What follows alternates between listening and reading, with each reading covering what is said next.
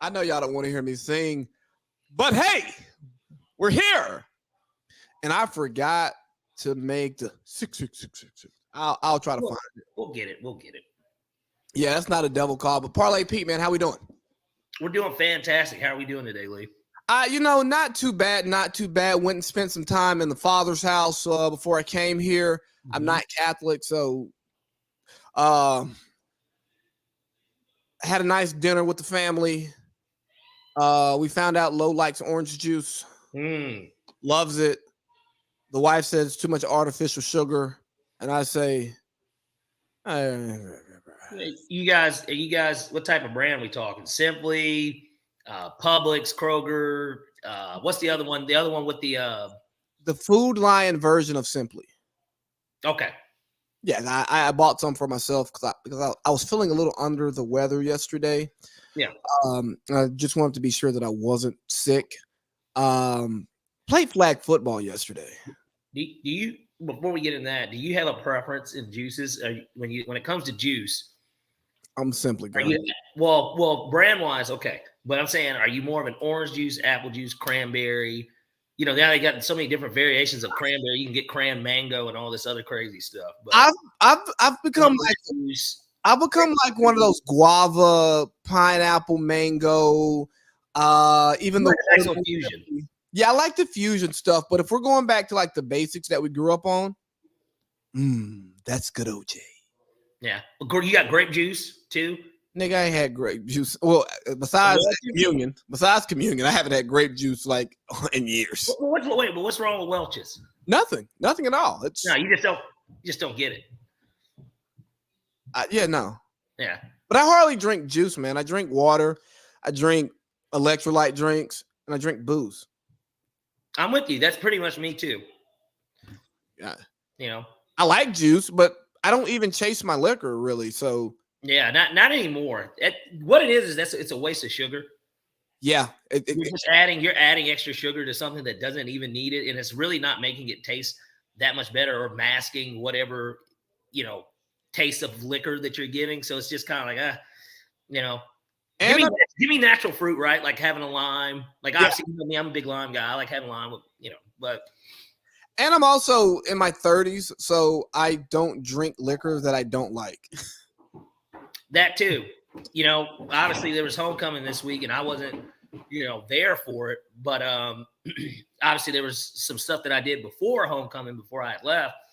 And, somebody came in and asked, they were like, where's the vodka? And I was like, I don't drink vodka. So I said, and typically I do have a nice smorgasbord of everything. But once something like that runs out, and it wasn't like I was hosting a ton of people like last year, it was a little different. I'm like, whatever I have is what you're drinking, or you just won't drink, type of thing. And I'm a whiskey, bourbon / tequila guy. I don't, and of course I have beer and stuff, but like, I don't, and I had a little bit of gin. There was a little bit of gin, but like the summer's over. Yeah. And I don't have rum just sitting around, and I don't drink vodka. So it's kind of like, but that's just to your point of, I don't drink liquors that I don't like. And because and I'm the same way because I rarely host people over here. There's usually a bottle of whiskey and a bottle of tequila here. Mm-hmm. I actually just didn't buy any liquor this week because I'm trying. Honestly, because I got to drive to Cartersville in the morning. I didn't want to be drinking liquor during the pod because we get moving later than I want to. Yeah. So I was like, no point in buying a bottle because if I buy it, I'll take a shot, then so on and so forth. Yeah, homecoming was, I didn't make it. You left. You know what I saw in homecoming, and we talked about this on the phone? The appearance, and I know this isn't real, but the social media appearance, a lot of people in their early 30s who appear to be living like they're in their early 20s. And I'm not one to say you need to hurry up, settle down, start a family. No, I'm not saying any of that. But it just seems like outside of going to work and coming home, these people have nothing to live for. They don't care about anything else. Am I being judgmental? I don't think you're being judgmental. I think it's just it's an observation, right? And at the end of the day, nobody knows, right? Because they live in there as whatever. But from the outside looking in, it does appear like that sometimes. You ask a guy like, how are they doing, whatever. It's like, just working. That's the classic response. Man, just working, and now I'm here, type thing. And it's just like, that's good, man. And homecoming to me, it's supposed to be one of those things. Like, yes, it's good to run into the people that you don't normally get to see, or you only do see on social media, but then you actually get to run into them. You have your little catch up or whatever. But that stuff is really meant to kind of network anyways. And you're supposed to be figuring out, hey, can we be of some assistance to each other? We not only went to school here together, but now that we are older, everybody's almost a decade in to their profession, whatever it is. Some people, some people still don't even know what profession that they're in, right? Like they've switched jobs, or they've just switched, where it is that they're going to be working. Yeah. Right. And those are the people that I feel like more so who you're talking about, like the guys that like are still working. And it's nothing wrong with working a normal job, if that makes any sense. It doesn't have to be this corporate job or, something crazy like that. Now, I would hope that you wouldn't have wasted all your money or taken out a loan to work a type of job like that by going to Morehouse or whatever. But to each his own. I just think that that type of stuff is supposed to be more of a networking of what can we do to help each other. Is there any way we can help each other? And if not, that's fine too. Great to see you, or, oh, I know somebody that you might be able to help. Now you can't help me, but I know this person does this. You guys ever linked up? Like, him, this, that, and the third, her, And I guess for our group, because pretty much everybody came in town last year, the multiple weddings, we talked about this last week, the bachelor parties. Yeah. The itch to come back wasn't the same. There were a couple of people who were there who I wanted to see. I wanted to introduce my daughter to, because I would have had Low outside, baby. Would she have been rocking a little maroon tiger, or you would have bought some Spellman stuff? Nah, I bought Spellman gear. Start to brainwashing early. Yeah. Okay. But no, like outside of that, but out of my core group, I've seen everybody within the last year or so. Multiple times. Yeah. And even like my boy Josh Etienne, who is one of my core group of friends, but is not in my like locker room core group, but like in my 2014 core group. I saw him like 8 months ago. And you know what I'm saying? Like we went like 4 years without seeing each other because of life, So there's not anybody who I wanted to see who I have not seen in the last 378 days. Right. So anyways, we've got more important fish to fry here. We are all here to do what Falcons do. Look at that. Guys, here's what we're doing. We're going to run the piss out of football. Hey, I got you. We're getting ready to run the piss out of football. Time to get something going. I got you. We are all here to do what Falcons do. Look at that. Can we rise up and thank God for this great week for the Falcons? I think that we can. And I think that even with the run the piss out of the ball clip, now we can say, hey, we're going to throw the fucking football. I think we can finally actually say that now. And, thank God that Arthur Smith somehow, some way got some shit kicked into his head. And maybe it was just the bad football we saw in the first half. Obviously, I was at the game live, and I don't think we passed the 50-yard line in the first half. We didn't pass the 50-yard line. Obviously, we got the 3 points because, Malik Willis happened or whatever. But, 3 points, and then we got to see our backup tight end throw a pass to our third-string tight end while our fourth overall pick tight end was blocking on the play. Doesn't make sense to me, but, and then we settled for 3, and pretty much the offense was it was a non-starter. It just wasn't getting done. The defense gave up some big plays. Of course, DeAndre Hopkins is an offensive pass interference for sure on that opening touchdown. But then we got things cooking in the second half. And you know why? Because Heineke season began. I wish I had a Heineken right now. I'd drink it. I would too. Heineke season began. We scored on every drive except one, and then technically the very last one too. But that was because Van Jefferson, he's got bricks for hands. So, yeah, man, I'm excited to see what comes, especially because this is a must-win game. And it's kind of crazy, too. You got Minnesota coming in town. Do you realize Minnesota, obviously, they're 4-4. They've won 3 in a row. Yeah. But Minnesota, if the playoffs began today, they'd be the 7th seed. I mean, they were starting to put it together. They had a good roster. And Justin Jefferson should be back in 2 weeks.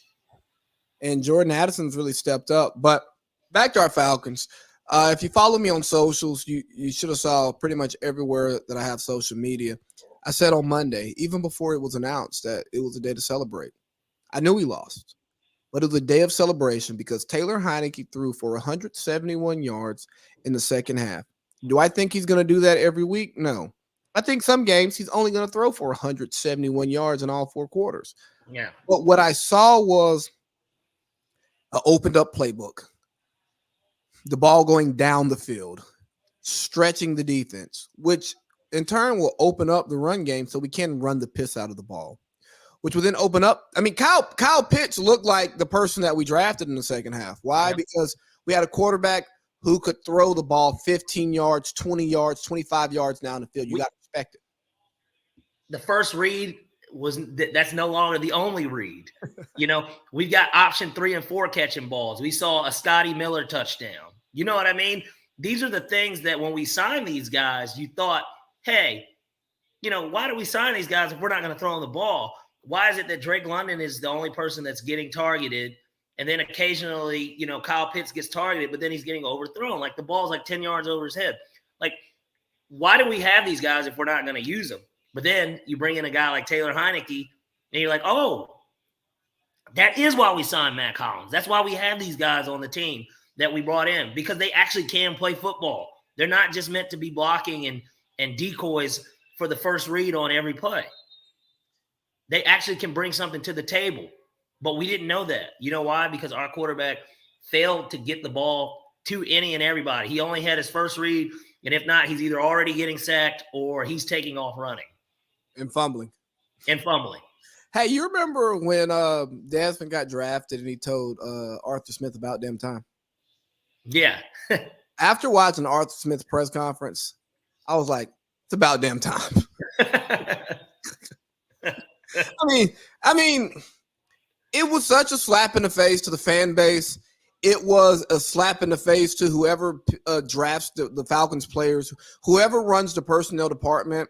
Having Desmond Ridder on the field was a slap in the face to them. I mean, hell, it was a slap in the face to Rich McKay. Yeah. And I think maybe Big Daddy Rich made a call downstairs and said, hey, my job here is solid. I'm not going anywhere. I know where the money's being laundered. I know where the hookers are buried. I know everything. I can't leave. If I leave, this franchise is getting sold. That's a joke, guys. That's a joke. Yeah. Not to mention business is booming with me. He's like, I've basically been in charge of the business side of this whole thing, and business is booming. But if you want to keep working here, and I know we can't threaten you with money. Money's not an issue here. But if you want to do what it is that you think is your calling here, shout out to Coach Prom, and you want a chance to coach NFL football team because you haven't won more than 7 games, no guarantee you get another shot at being a head coach. Yeah.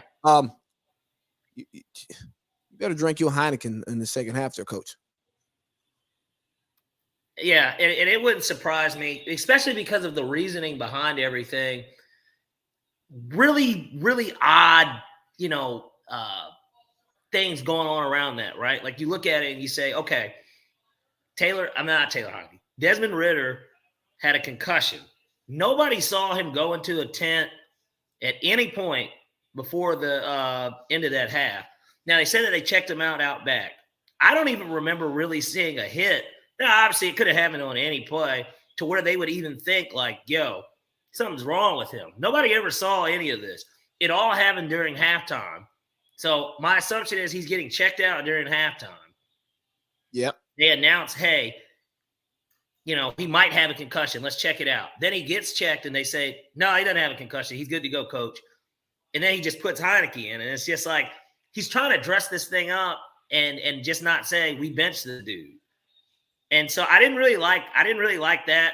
And because it wasn't like you're giving the Vikings a competitive advantage either by saying this stuff, because you knew you had to announce it, and you knew that if Heinicke was going to be the starter, which we all knew he was going to start because of how well he played in the second half, that he was going to be getting all the first team reps this week in practice. Yep. Just say that you benched him and that you were wrong about Ridder. It doesn't mean that it's funny, because here's the thing. He can actually still go back to Ridder too. All it takes is for Taylor Heinicke to come in and look sorry as fuck. That's all it takes. And he'll throw Ridder right back in. Like, it wouldn't surprise me at all if something like that happened. Like, let's say that the game starts off really ugly against the Vikings.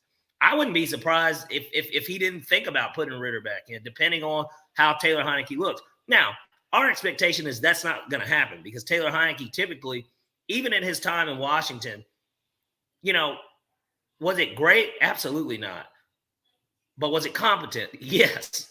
He was playing competent quarterbacking. Hell, people don't realize this. Taylor Heinicke went 5-4-1 last season as the starter of the Commanders, right? So that's a winning record, right? So, I'm thankful, because I think that now, like you said, the offense is going to get opened up. And that's all we've ever wanted. All we wanted was for the offense to be opened up.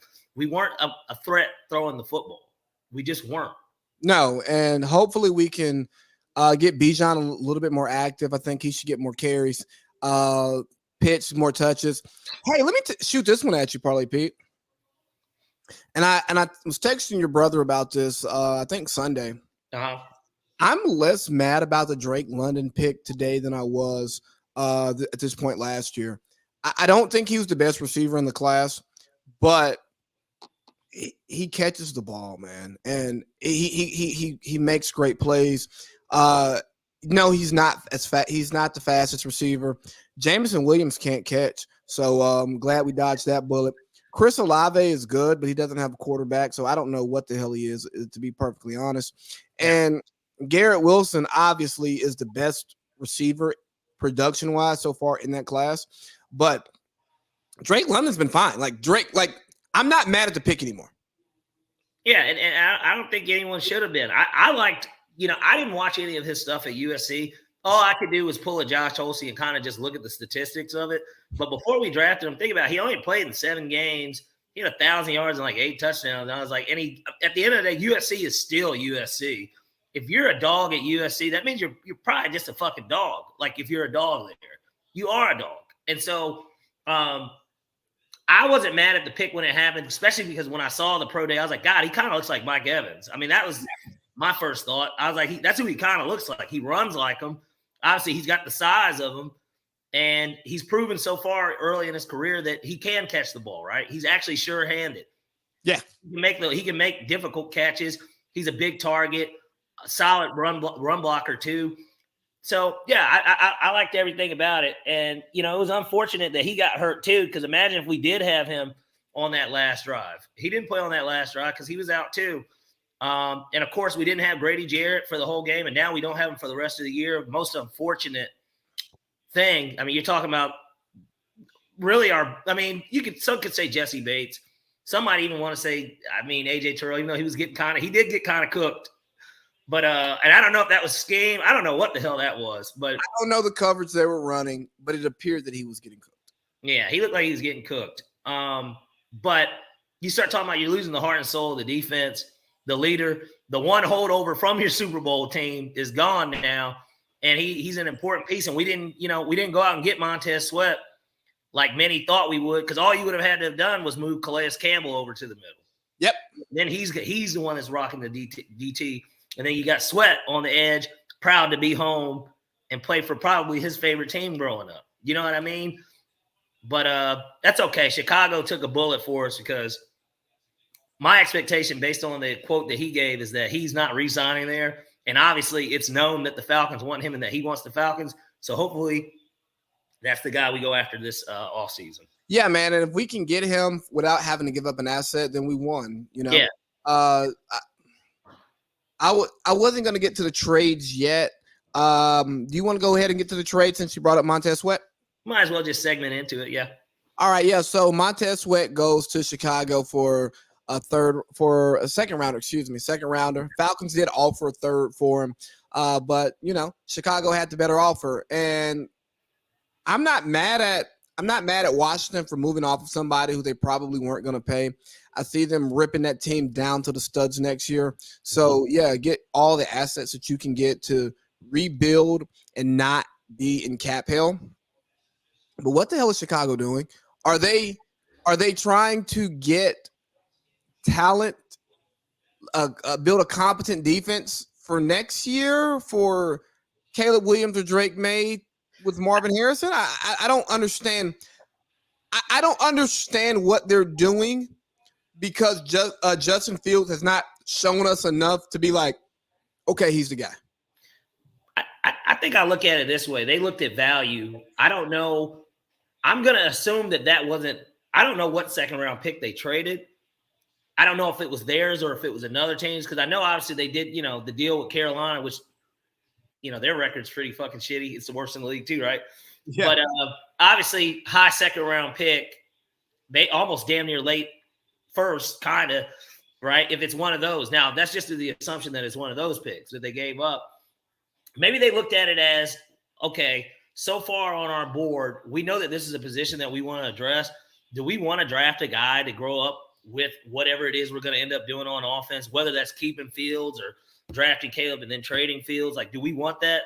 No, we kind of want a guy that we know is going to be good for 8 to 10 sacks and is still in his prime. He's 25. Like Montez Sweat's, he's on the last year of his rookie deal, right? Mm-hmm. They've got plenty of money, and maybe they just wanted to hurry up and go free agent shopping now. But like I said, there's the caveat with it. Sweat already had said he's not going to sign his extension right now. And so I don't know. Maybe they know something we don't know. They're going to probably end up overpaying him. That's all I can think of is that they're going to give him a little bit more than what the market will bear for him. And he's going to basically decide whether or not he wants to leave money on the table or not. Yeah, so that was the only thing I could come up with that made sense. They go, there's no one in the second round that we're confident in that's going to be this good next year. Yeah. And because we have the cap space, we don't mind making that trade and re-signing this player. Josh Dobbs to the Vikings. Minnesota. Does this say more about the Vikings or more about the Cardinals?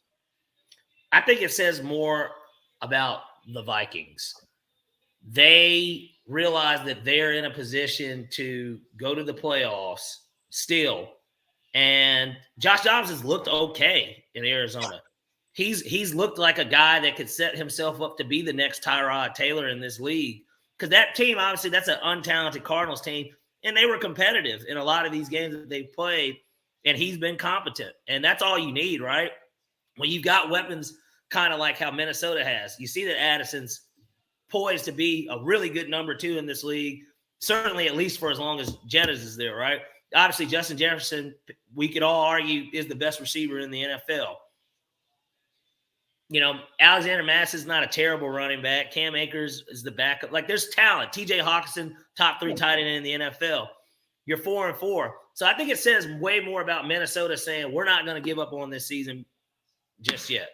With Arizona, with Kyler coming back, it was already going to be a foregone conclusion that he was going to be sitting. And then for this one game, they'll get to see what Clayton Tune could do, whether or not he's going to pan out as a backup. Hey, I like Minnesota trying to making a move to try to win. I think we get so caught up in teams needing to tank. Yeah, some teams do need to tank because they're terrible and they need to restart. But when you have veteran players, you have good players on your roster, what does that say to them when you're not trying to win, when you're not trying to maximize their prime? And if you look at the teams who consistently tank, not the teams who tanked for a season, a la the Spurs, right? But teams who consistently take, and I know more of a basketball thing than a football thing, but you look at what Philadelphia did. When you build a culture of tanking, I think you build a culture of losing, and you lose the buy-in from your players because they're like the franchise doesn't care about winning. Yeah. And I think you have to have an organization that cares about winning in order to win. I know that sounds like duh, But like sometimes, no, you don't tank. Like our Falcons team this year, we have too much talent to tank. Now, if we start off the year 0-6, then let's just go ahead and burn it down. Yeah, burn it down. But then that's when coaches' asses start getting, they're getting real hot and they're on the line. And GMs too, because it's like, hold on, I did this tank job for the owner, and I don't even get to reap the fruits of my labor. Yeah. So that's why I'm anti-tanking overall. That's why I'm happy last year we were 7-10. We tried until we were out of playoff contention, where some people would have been like, the Falcons should just tank. They should try to get Bryce Young. They should try to get CJ Stroud. Yeah, it would have been nice to have those guys on the team, but I think that you come into the next season with so much more momentum when you're actually trying to win games. And that's exactly what they did. And so, so I like that move for Minnesota. What about the 49ers getting Chase Young? I struggle with this one because it's just the rich getting richer. And to me, this was a 1-year move. This is a rental player. Oh, absolutely. Yeah. Because they traded the compensatory pick they got for Rand Carthon going to Tennessee. The minority hiring thing, the team who lets him go gets a compensatory pick. So you gave up a pick that you didn't think you would pick that was free. Yeah. And honestly, how many third rounders are going to get playing time on the 49ers roster? Not many, especially because they've locked those guys up. All their top players are locked in. They still don't have to play. If Brock Purdy is going to be their guy, which I believe he still is their guy. Absolutely. You don't have to pay him still for another 2 years. So, and you're not going to have to pay him at the top of the market either. That too, right? He's not going to command a $50 million contract. Hell, I don't even think he gets a 40. I think that they find a healthy medium. It's life-changing money regardless for a guy like that, right? That didn't even expect this. In reality, he didn't expect this. And so he planned to carry a clipboard and wear a visor. Yeah, and hope to make a career out of it for 10 years. Like he wasn't expecting that. That one contract's going to set his family up for life. For generations to come. Hey, we got breaking news here. What's that? Sam Bankman-Fried was found guilty on 7 charges. Carries a maximum of 110 years in prison. Hold on, what? You remember Sam Bankman-Fried, SBF from the crypto guy who was running the Ponzi scheme? Yeah. He's found guilty. So he's getting 100 years. He hasn't been sentenced yet, but the maximum will carry 110 years. What's the min? It's all federal though, right? All this is federal. Yeah, I just read it on the watch. He's gonna fry anybody who tries to take down the American money system and the amount of rich people who were involved in what he was doing, and people like Tom Brady who got jammed up in that stuff. No, man, son, you're gonna fry. Yeah. But back to football. Yeah, I think 49ers 1-year rental. The rich get richer. Chase Young's having a career year. Chase Young's name is bigger than his production, but now he has an opportunity to be on another good D-line, because let's be real, he hasn't been on bad D-lines, on another D-line, and maybe this opens stuff up for Nick Bosa, Joey Bosa, whichever one it is. Well, and in verse, it helps him get paid because he's gonna look better. Yeah. So smart move, man. I hate to say this because I hate Josh Holsey, but the way Philly and the way that the 49ers are just committed to making their good great and their great excellent is absolutely amazing. Yeah. Well, that is the calling card of a great organization. Yes, Josh. Aggressive GMs that go after players that are available that can help make their football teams better. Yep. Let's see. Any other big trades that you care about? I don't really care about you know what we're getting to next. With the Raiders. Yeah, man. We got to talk about the Raiders. You're fired. You're fired. You're fired. You're fired. You're fired. You're fired. I just want to let you guys know, Monday Night Football, we're in the locker room talking, and I put in a group, Josh should just catch a flight to Logan. That's the airport in Boston. And kick Bill O'Brien out of his office. Yeah, and as you said that, I also said he's not going to make it to next season. He didn't make it. That motherfucker didn't make it to Halloween. Okay, like, you know, a word on the street. Obviously, I don't know how true this is, but apparently, my man he got fired while he was out trick or treating with the kids. So, I mean, imagine getting that type of call. You got younger kids, right? They could be, you know, I don't know how old his kids would be, but like, let's say they're 7, something like that. You're out trick or treating, and then you say, "Hold on, honey, I got to take this." Like, Mr. Davis. Hell, matter of fact, in those cases, I highly doubt that those guys even really talk to them directly. Agent. Yeah, the agent gives them the call, and it's like Hey, yeah, man, we can. But you know, he can't be upset. He'll never get a head coaching job ever again now. But like, they went down his coaching resume. Think about it. He didn't make 2 full seasons in Denver. He lasted in Indianapolis for about a day. And then he got fired even sooner with the Raiders. I mean, he made it longer with Denver than he did with Vegas. But it showed, man. Like you said, we were watching Monday Night Football. It's a putrid offense. Considering you got an all-pro receiver, all-pro running back, you know. And look, Jimmy G, we can say what we want about him. At the end of the day, this is a guy that's won a lot of football games. Like, he's won football games. Your defense showed up. Like, your defense actually played pretty fucking well. You got to pick it. Right, your defense scored a touchdown. They matched your offense's production. And somehow, some way, outside of that drive right before the half, you didn't do diddly poo. You know, to quote Jim Moore, you didn't do diddly poo. You know, you just got your ass kicked, and it showed. And I think the week before already had left a really bad taste in everyone's mouth. You let a Division II quarterback, 18-piece you in his first start ever, an undrafted Division II quarterback, a guy that threw 3 interceptions to Colorado School of the Mines, not even a year ago. You said the Mimes? Mines.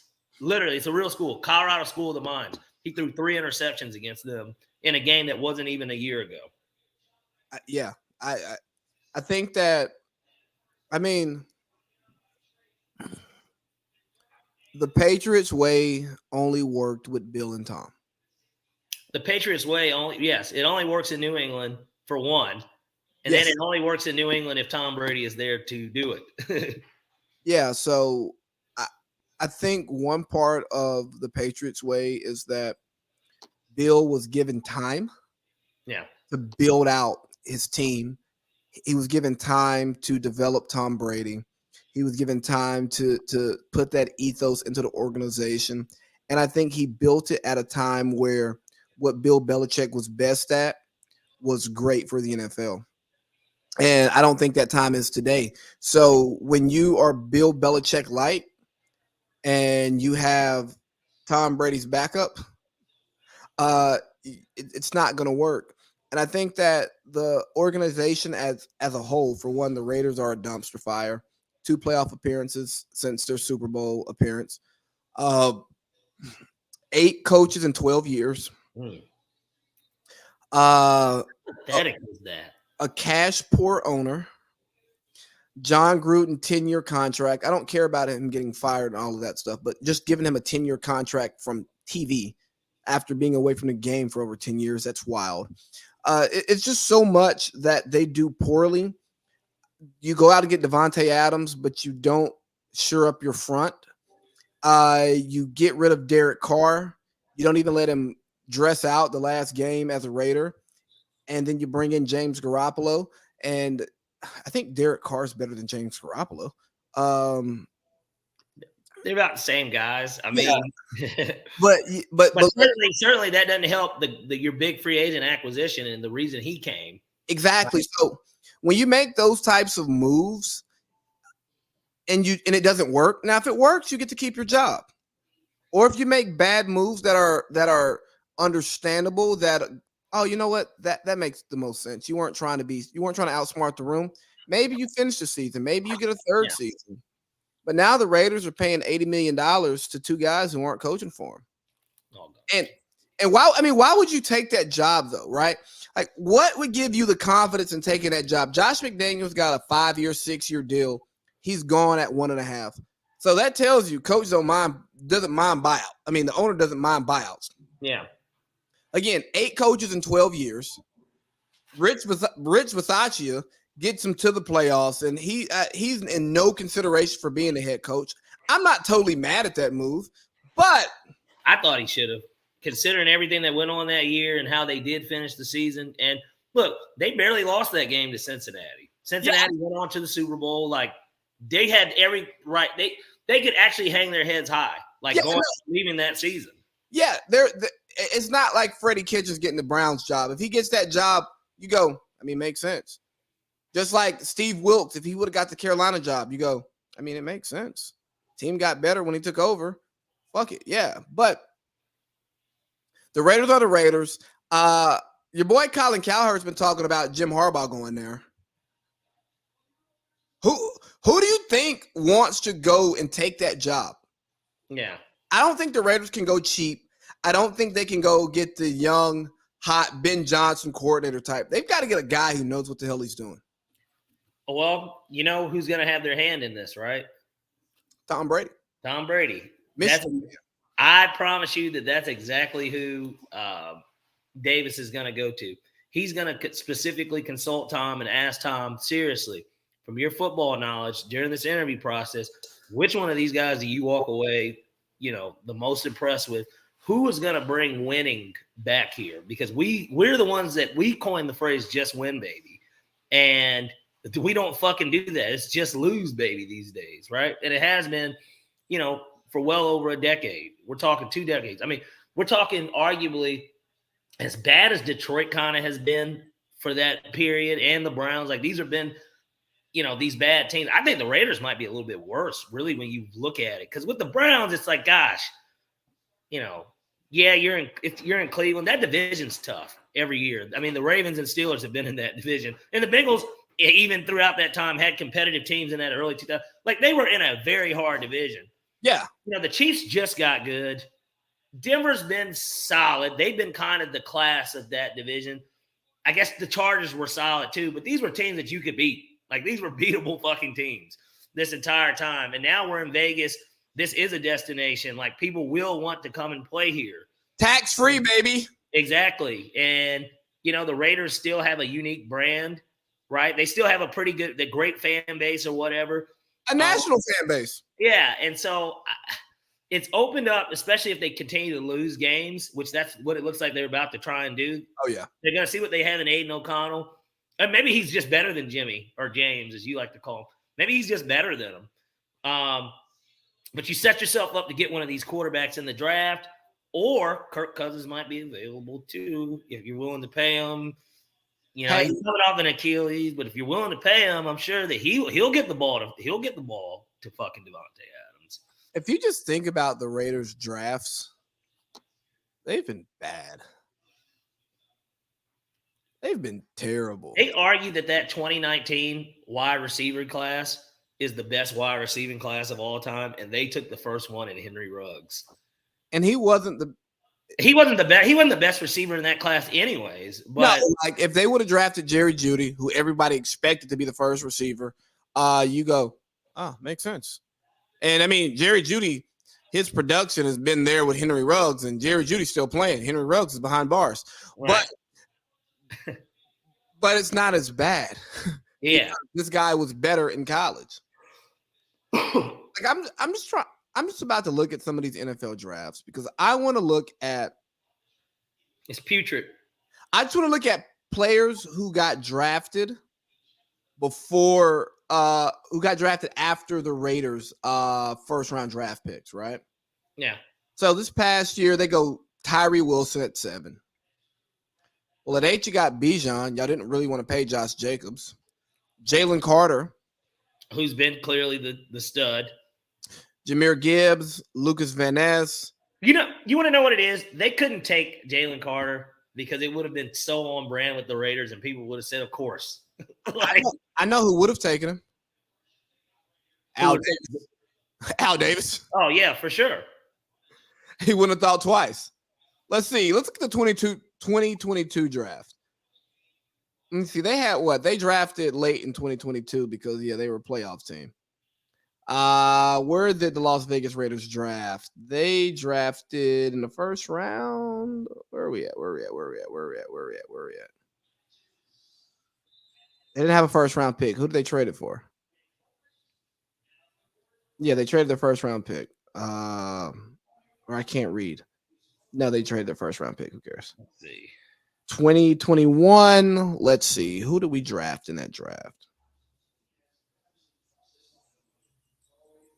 The Raiders. They drafted Alex Leatherwood at 17. I don't even think he's on the roster. He's not. Who went after him? Nobody great, honestly. Najee Harris, Travis Etienne, Rashad Bateman, no. Eric Stokes, Gregory Rousseau, maybe. Elijah Moore, Javonte Williams, Landon Dickerson. Brother, I'm gonna just do this. We could make it even simpler. Let's look at every first round pick that these guys have had since 2007. Pull them up. Jamarcus Russell, 07. Obviously, some regards the biggest bust ever. Number 4, 2008, number 4 pick, Darren McFadden. Okay, running back, certainly didn't justify being taken 4th. Even in that era, as good as Run DMC was, at Arkansas, because that Arkansas team was real. Him and Felix Jones, that was a really good 1-2 punch. Still terrible. Next year, Darius Hayward Bay. You remember Darius Hayward Bay? Yeah. Fucking nuts. Next year, Ronaldo McClain, Bama boy, number 8. Didn't pan out. 2013, DJ Hayden, number 12. Didn't pan out. 2014, Khalil Mack. You finally hit on a fucking pick. And then you just trade him 2 or 3 years in. Yeah. You got a haul, too, in the deal. You did get a haul, but we'll get to those picks later on what they ended up doing with them. Next year, Amari Cooper. Great pick. Good pick, yeah. A little high. I'm not going to lie. A little high. He's been a good receiver. Hasn't been great, but to take him number 4, I get it. He was, Julio had already kind of set there was a lot going, Bama receivers, good receiver. But you ended up trading him too. Next, Carl Joseph. I don't even know who the fuck this is. 2016, number 14 overall. Don't even know who that is. Probably not. Hold on. Let's stay in 2016 because I want to see who got drafted after Carl Joseph. Well, Derrick Henry's one person who got drafted after. What pick was that? Let's see. He was 14. 14. Let's see. After him, Keanu Neal, Ryan Kelly, Shaq Lawson, Will Fuller. He was good for a little while. Yeah. Injuries ate him up. And then no Deshaun Watson. Kenny Clark, Robert Condici sucked. Yeah. Oof. Jalen Smith, he was good for a little while. Hunter Henry, Miles Jack, Chris Jones, Xavier Howard. I mean, hell, Sterling Shepard, Derrick Henry, Slant Boy, Michael Thomas, Deion Jones. Yeah. Cody Whitehair. Apparently, he made a Pro Bowl. And I can tell you, I don't, like I said, I don't even know who Carl Joseph is. So James Bradbury, Kevin Byard, Carl Nassib, Yannick Ngakoue, Joe Tooney, Austin Hooper, Javon Hargrave, Justin Simmons. We can go on with it. But these are all Pro Bowlers who were drafted after him. Yeah. And you're going to be even more upset with the next year, 2017. Matthew Judon. Hold on. Sorry. Matthew Judon. Okay, I'm done. Garyon Conley was their 2017 first round pick. And now this was the year, because he's the number 24 pick. So this is the year they made the playoffs and Derek Carr got hurt. We went to the Super Bowl. Yeah. Garyon Conley. Never, I mean, he certainly isn't on the team now, but don't know who that is. 2018, Colton. Hold on. Tre'Davious White, TJ Watt. What does this Conley kid play? Cornerback? Tre'Davious White. Oh, man. Same position. Buda Baker, Dalvin Cook, Joe Mixon. Yeah. Juju, Kamara, Cooper Kupp, Chris Godwin, Kareem Hunt, Shaq Griffin, Kenny Galladay, Trey Hendrickson, James Conner, Eddie Jackson. Look, man, you could go on forever. All right. We know that there's going to be several after all these guys. But the point is, a lot of these guys aren't on – first of all, they're not in the NFL. Like, a lot of these dudes just aren't even in the league. Fuck them being on the Raiders. They're not in the league. Colton Miller, 2018, number 15 pick. I'm pretty sure he's not in the league. But then it gets really bad because now we hold on. After him, 5 straight Pro Bowlers. Literally. Tremaine Edmonds, Derwin James, Jair Alexander, Leighton Vander Esch, and Frank Ragnow. Immediately after him. DJ Moore went after him. Hayden Hurst went after him. Calvin Ridley. Lamar Jackson. Sony Michel. He was good at one point. Nick Chubb. Shaq Leonard. Cortland Sutton. Harold Landry. I don't know who that is. Jesse Bates. Harold Landry is with the Titans. Jesse Bates. Come on, man. Fred Warner. But wait, we have to get to 2019 because this is the year. Oh, yeah. No, that's the disgusting draft. This is the year that matters. Because this is how they recouped all those picks for Khalil Mack. Yep. You got Jonathan Abram at the number 27 pick. You got Josh Jacobs at the number 24 pick. Panned out well. And then you got Cleveland Farrell, number 4. Now, this was Gruden and Mayock's first draft, the TV guys. Yeah. The TV combo. So the pick directly after Farrell was Devin White, outside linebacker Josh Allen, TJ Hawkinson, Chris Lindstrom, shout out to the Falcons. Yeah. Ryan Burns, Dexter Lawrence, Jeffrey Simmons, okay, Josh Jacobs. I won't knock that pick because that was a good pick. After Jonathan Abram, Debo Samuel, Elton Jenkins.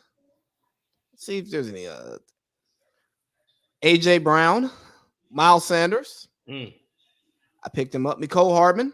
Yeah, I saw that. Yeah.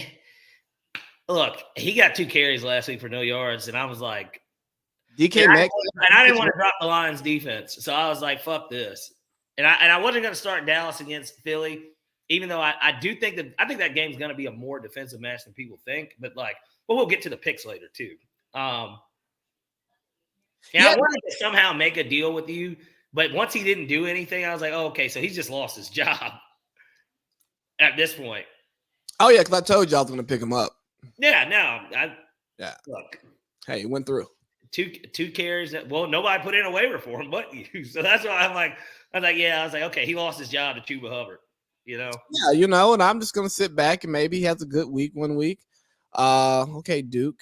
Yeah. NFL's on now, isn't it? It is. Yeah, we're about to kick off. We're about to kick off. Yeah, so, the Raiders have been, are you going to – man? Yeah, this is bad. From the top down, do you think that let's just get James Ferrier? Is that the coach now? Damian Pierce. Sorry. No, not Damian Pierce. Antonio Pierce. Antonio Pierce. He was a high school football coach at Long Beach Poly. He was one of the worst coaches that they've had in recent history. He's an assistant at Arizona State because I know he was on Herm Edwards' staff for a little bit there. Cheaters.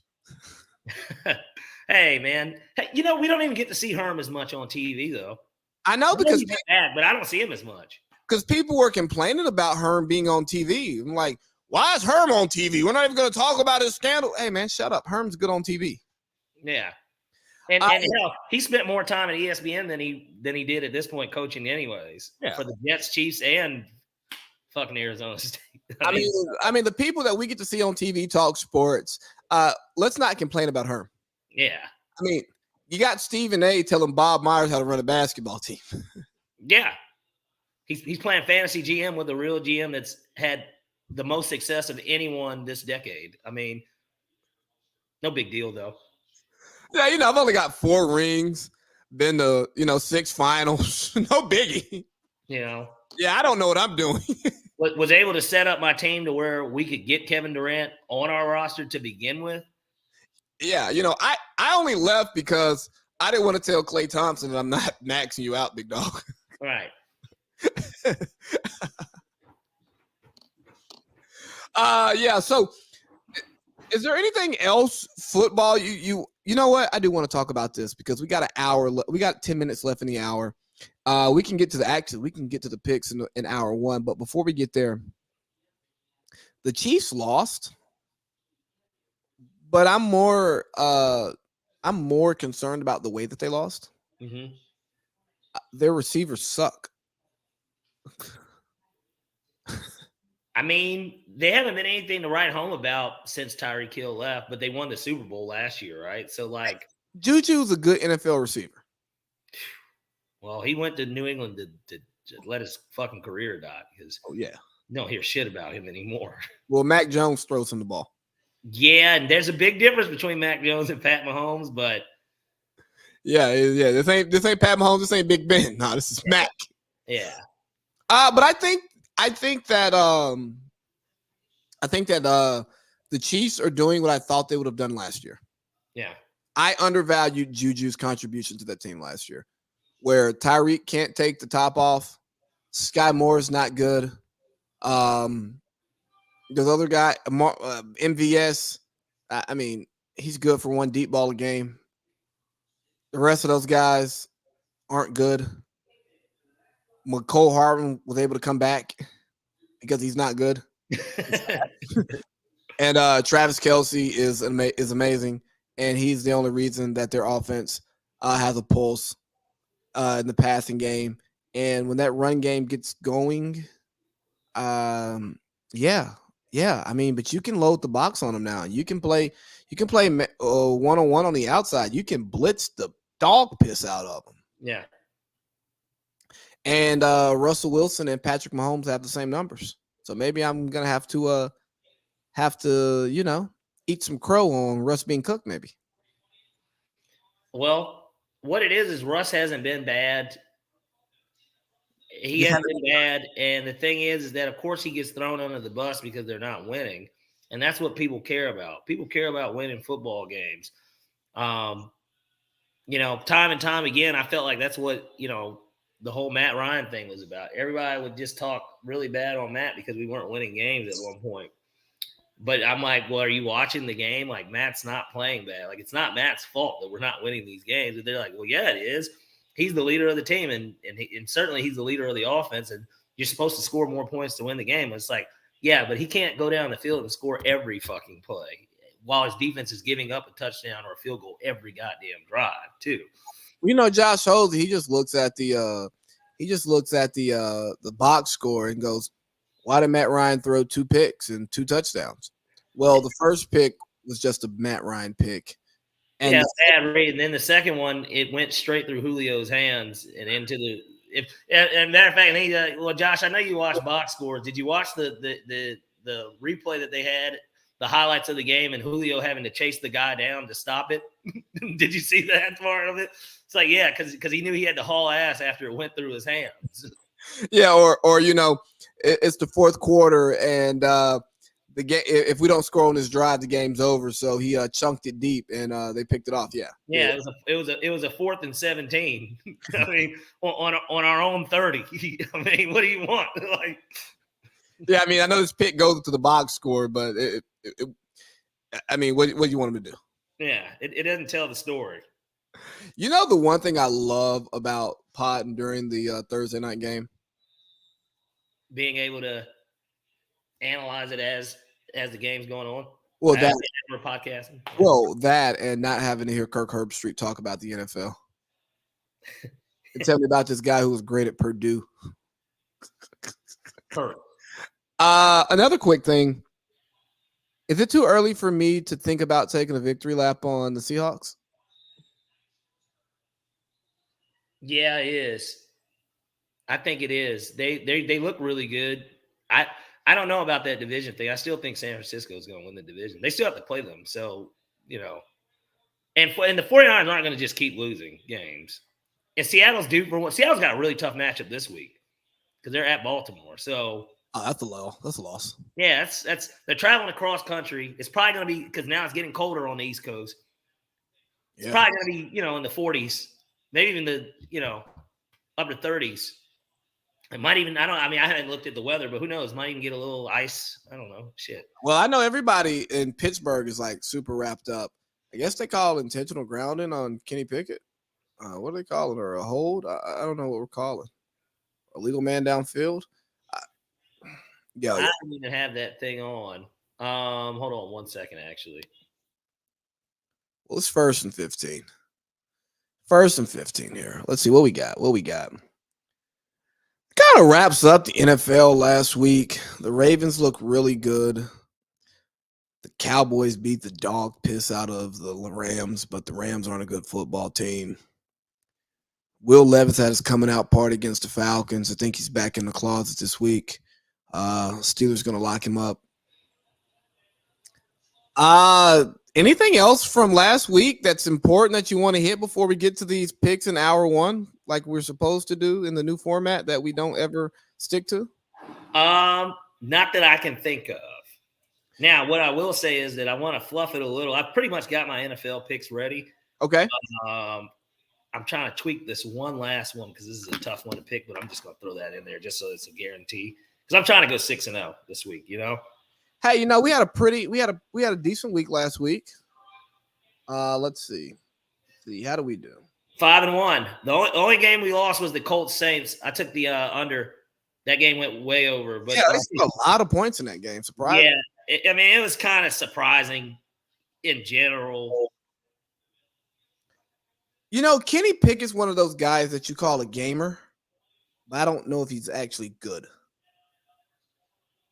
You don't know if Kenny Pickett's any good. Yeah, he's a gamer.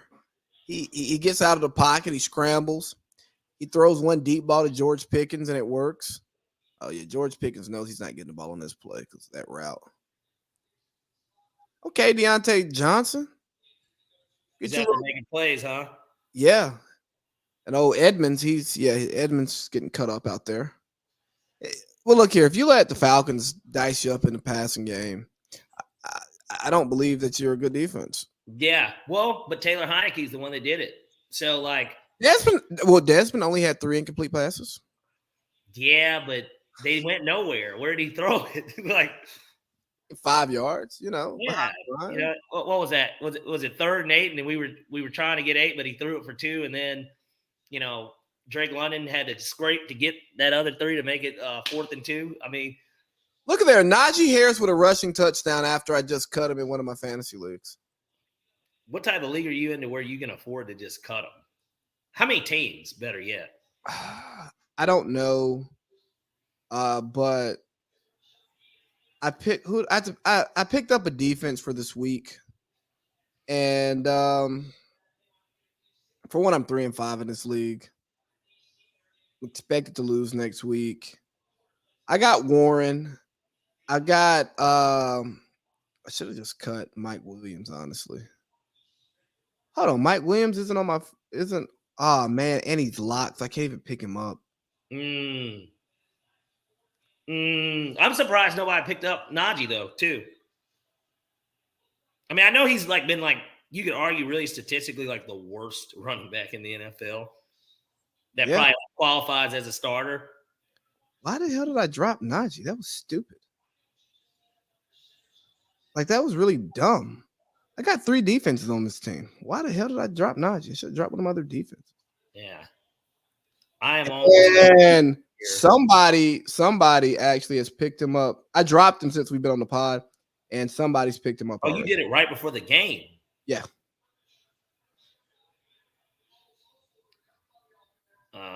Okay, let's see. I think. No. Why can't I see him? But I dropped him in my other league. Oh, I dropped him in this other league. Because I got Bruce Hall, I got Henderson, I got James Cook, I got Javonte Williams and Jalen Warren. I have a lot of running backs on this team. Kind of opposite of what's going on in our league. Okay, I think I am ready. One more thing. Hold on. All right, man. Are you ready? Ready? Because I'm ready. Okay, we're going to start off with the college then. All right. Ladies and gentlemen, it's time for Parlay Piece College Six Pack. Six. Good call, good catch this time too, because I didn't even realize last week that you actually said NFL during college, but obviously I saw it when you put it in the. Oh yeah. It fucked me up when I was like cutting the clip. I'm like, oh man, I got really excited and said the wrong thing. Yeah. Big folly. Anyways, we're back. Let's see what we were 500 in college football last week. Yeah. Not my best work, but certainly this week I feel a little bit better. And we've got nothing but ranked matchups too. I'm doing nothing but the ranked stuff. We're going to do all the shit that everybody knows about and watches. You're playing with the big boys now. We're going to start off with Kansas at Iowa State. Last week, that was one of my picks that actually went through. Kansas beat Oklahoma straight up, but I loved the 10.5. That was just too many points to give them at home. They've got a really talented quarterback out there. But we got Kansas at Iowa State, and we're going to roll with them again this week, except we're going to take them on the money line. For whatever reasons, they're dogs in this game. Iowa State, I guess, has looked a little bit better because maybe they've gotten a lot of these guys off suspension. But I like Kansas to get it done. I think that Matt Campbell's still on the hot seat like that fan was telling him. Lotto's performing tonight after the game. Atlanta's own? Yeah, I might watch. You're a big fan of Lotto, huh? Yeah. Okay. Well, speaking of the hometown team, we're going to get to Missouri at Georgia. This is a big game for Georgia, obviously. It's probably the best team that they faced, certainly rank-wise it is. I know that when they played Kentucky was ranked too. But certainly this is the best team that they're going to face all year. And now that they're number 2 in the college football playoff rankings, they've got a statement to make. And I like them to make that statement.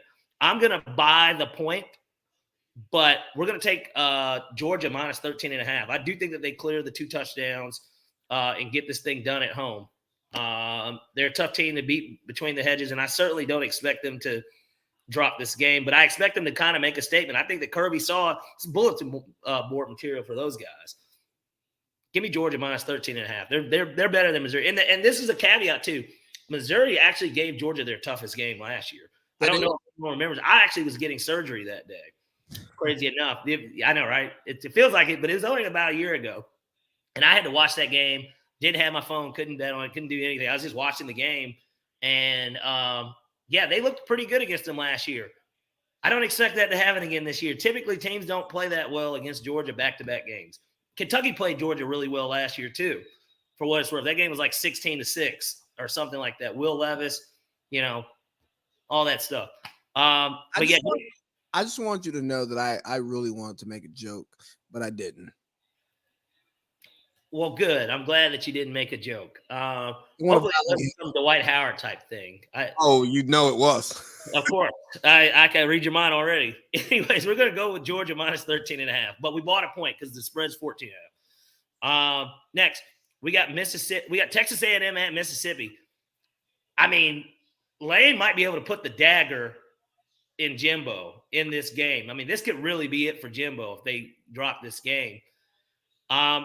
I like Mississippi minus 3. Give me Ole Miss at home. I think Jackson Dart and the boys got it cooking. Plus, they're trying to set themselves up to have that statement game for them against Georgia because they've still got to play Georgia this year too.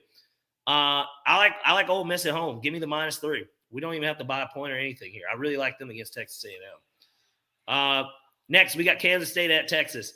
Give me Texas. I think that they kind of know what they have to do in order to have a shot at this thing. Now that Oklahoma's dropped the game, they're probably going to meet again in the Big 12 championship.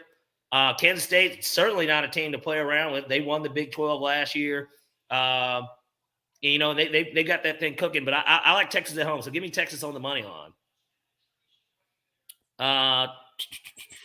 Next, we got Oklahoma at Oklahoma State. Maybe the last time we had the Battle of Bedlam. Did you know that? I mean, this could be it. I mean, we don't know. Depending on how this SEC scheduling and stuff works out, Oklahoma and Oklahoma State may not play each other. We don't know. We don't know how that's going to work. So, they're saying the SEC is going to stay at, as of now, they're still going to stay at 8 conference games. Yeah, well, we'll see. We'll see how that ends up working out. But anyways, certainly the last time that they're in the same conference and this is happening. And I like Oklahoma. Give me Oklahoma on the money line. They really have no choice but to bounce back and win this game. And I think that they're going to get everything that Gundy has for them because Oklahoma State, this is like their Super Bowl because they're not going to the playoffs. Oklahoma can still theoretically go to the playoffs themselves. But they certainly have got to win this game. So give me Oklahoma on the money line. And then finally, we got the big daddy of them all, LSU at Alabama. Nick Saban doesn't lose to teams twice in a row either. I know Ole Miss did it like once. They did it like back-to-back years. What's his face was the quarterback, if I'm not mistaken. What's my man's name? I forgot his fucking name. The guy he flamed out. He went to the league. Who? Zach Mettenberger? Well, I'm talking about when the one time that Ole Miss did it. Because they're the only team I believe that's beaten Alabama 2 years ago. Oh, Chad Kelly. Chad Kelly. Yep, Chad Kelly was the guy. I don't foresee that with LSU and Jaden Daniels. I don't think that that's going to happen. And LSU's looked a lot better too. Honestly, they have looked a lot better. But I like Bama at home, so give me Alabama on the money line. All right, let's go through these picks. We got Kansas on the money line. UGA minus 13.5. Yep. Ole Miss minus 3. Mm-hmm. Texas on the money line. Yep. Oklahoma on the money line. Yep. Nick Saban and Alabama on the money line. Yes, sir. You like it. I love it. It is time for Parlay Picks NFL 6-pack. Six. Yeah. So I really like my 6-pack this week, and obviously we went 5-1 last week. Great stuff. Wasn't perfect though. I want perfection. I want perfection. We haven't had a perfect week since week 1. We've had a couple 5-1s, a few 4-2s. Overall, really good stuff in the NFL. It's been really great this year, but I need another perfect week, and we're at that halfway point. It's about time we get a perfect week. So we're going to kick this thing off the right way. We got the Chicago Bears at the New Orleans Saints. I just don't see in any world where the Saints don't cover this spread. Give me the Saints minus 6.5. I see a Division II quarterback going into the Superdome and getting fucking rattled, and especially in a position where the Saints are. They're tied with the Falcons right now. So the division is still in front of them as well, and they've got a date with us in a couple of weeks. Give me the Saints minus 6.5 at home against the Bears. Tyson Baguette, I don't see it. I don't see them going into the Superdome and doing anything.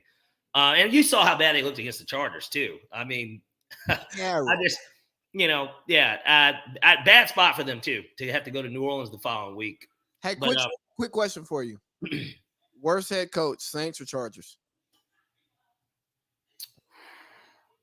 I'm going to go Saints, crazy enough. I mean, Dennis Allen's not a playoff coach. So, I'm going to sway that way just because, Brandon Staley's been to he's actually coached in a playoff game. Dennis Allen's never sniffed one. He's a part of that Raiders thing that we've been talking about, right? He coached the Raiders. He's one of those 8 coaches. Yeah, Hugh Jackson. Yeah. Bad coach. Anyways, so yeah, we're going to take the Saints minus 6.5 as much as it pains me to do that. Next, we got the Washington Commanders at the New England Patriots. I'm sure that you can even guess what direction I'm going with this one. The Patriots. No, fuck no. We're taking the under, baby. Neither of these teams are going to score points. No points are getting scored here. Give me under 41. I expect this to be as ugly as the Giants-Jets game was, to be completely honest with you. And just like how when the Commanders played the Giants the week before, it was like 14-7 in that game. I expect there to be no points getting scored in this game. Give me under 41. Even though, it's crazy.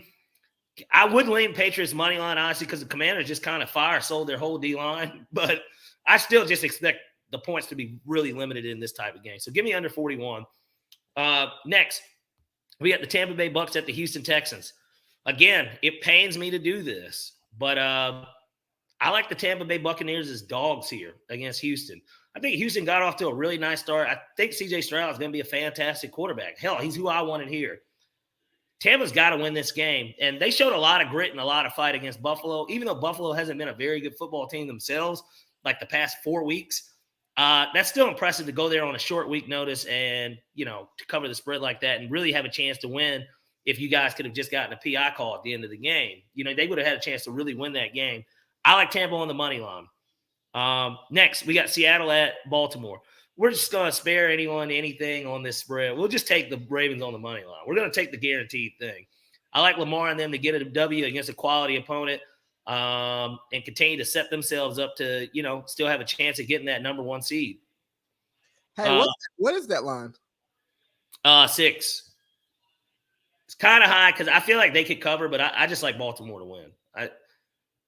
The money line's not bad considering the spread is 6. So I'll just take the money line. But next, we got the primetime game. Some are calling this the Damar Hamlin game, right? We get the Buffalo Bills at the Cincinnati Bengals. We get to figure out who would have won that game if they actually got to play last year in the regular season. Because we know exactly what happened in the playoffs. Yeah. What happened in the playoffs is exactly what's going to happen on Sunday. Buffalo's looked really bad, and there's no way that anyone can back them. And Cincinnati looks like they're finally hitting their stride. Give me the Bengals -2. I think this is really, really good odds for that. I'm going to be honest. I'm a little surprised they're not favored by more just because of how bad Buffalo has looked. So give me the Bengals -2. And then finally, we got the first game of the Sunday slate that we're going to get to see, the Miami Dolphins at the Kansas City Chiefs in Berlin, Germany. We're going to go ahead and go with the over in this game. I see it being a track meet, over 51. That's going to be my pick there. Miami kind of needs to get that signature win over a really good team. Tyreek Hill, it's his first time facing the Chiefs since leaving. Big game with big implications potentially on, seeding in the playoffs. I like the over, but I actually like Miami too. But I like the over, so I'm just going to stick with the over. All right, so we got Saints -6.5. Yep. Commanders and Patriots under 41. Mm-hmm. The Tampa Bay Buccaneers on the money line. Yep. The Ravens on the money line. Yep. The Bengals -2, and the Dolphins and the Chiefs over 51. Yes, sir. You like it? I love it. And when you love it, we know what time it is. Lead three. Yeah, we got a little thrown off. But hey, leads 3. You know what, Parlay Pete? I did a little something different this week. What'd you do? I'm leaning into the college boys. Oh. We got 2 college picks this week on leads 3. Go Dogs, sick 'em. -13.5. You give Kirby that fucking bulletin board material. You tell Kirby Smart we're the number 2 team in the country after winning back-to-back national championships to Ohio State and some quarterback who's going to be selling insurance in 3 years. You got to be kidding me. Bama on the money line. Yeah, I like Coach Saban to get his get back at LSU. Jaden Daniels has looked really good this year, but LSU's defense is so bad. I expect Milroe to look really good, shockingly. Yeah. And he's actually really good at throwing that deep ball too. Yeah, he can actually kind of throw the deep ball. Yeah, he throws a better deep ball than Dwight Howard. We're just not. I feel like Dwight Howard's going to catch a bullet every show. Oh, absolutely. Yeah. And Brian Kelly, as much as I wanted to believe in him this year, he doesn't win big games. And I have to be objective here. Brian Kelly, you just don't win big games consistently. Yeah. And lastly, I wish I had my shades, man. I like Joe Big Balls Burrow -2. I don't see why not. You think DeMar Hamlin dresses for this game? I don't care. You don't care, huh?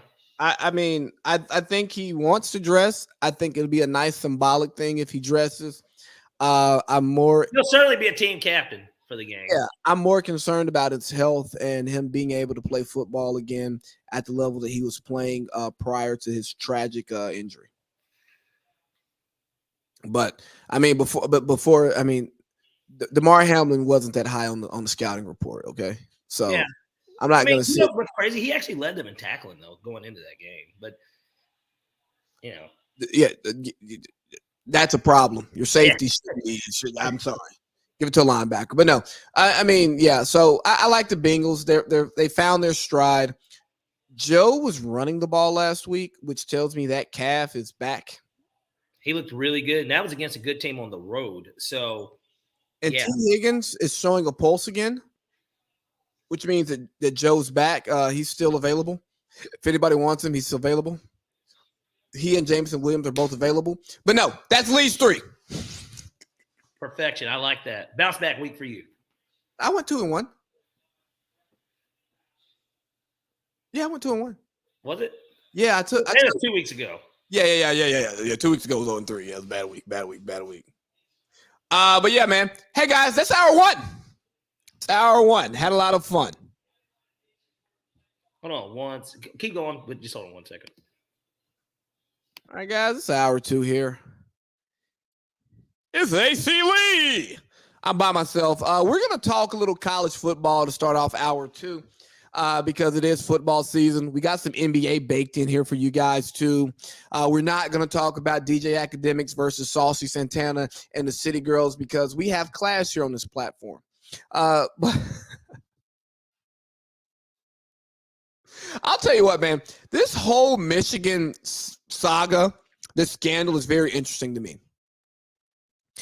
Because you got a guy who's allegedly been stealing signs. Apparently, he was on like the Central Michigan like Central Michigan sideline and looking like a coach. But he appeared to have on the Ray-Ban sunglasses that can record stuff. So he may have been snagging stuff from the sideline. I think those glasses should be illegal, by the way. I think they're very creepy. Sunglasses with cameras on them are just really weird to me. This isn't like Austin Powers or the Men in Black. I don't think us regular folk need those, but whatever. Maybe give them the cops. But no, so I think it's super interesting because people are like, if you've seen what the Big Ten coaches have been talking about this week, they are wanting immediate action. But based on what I've seen and what Joe Klatt talked about this on his podcast, that when there is a possible violation, well, the NCAA, once they issue that out, you have 90 days to respond. Well, if we think out 90 days, that's 3 months. We go, okay, it's November 2, December, January. Oh, my God, February 2nd. Guess what we don't have to do? We don't have to respond to this until after the season. And guess what? Michigan can possibly go ahead, win a national championship. And even if they are found out to be guilty and they strip them from the national championship, they've robbed somebody else, possibly Ohio State, from winning a national championship.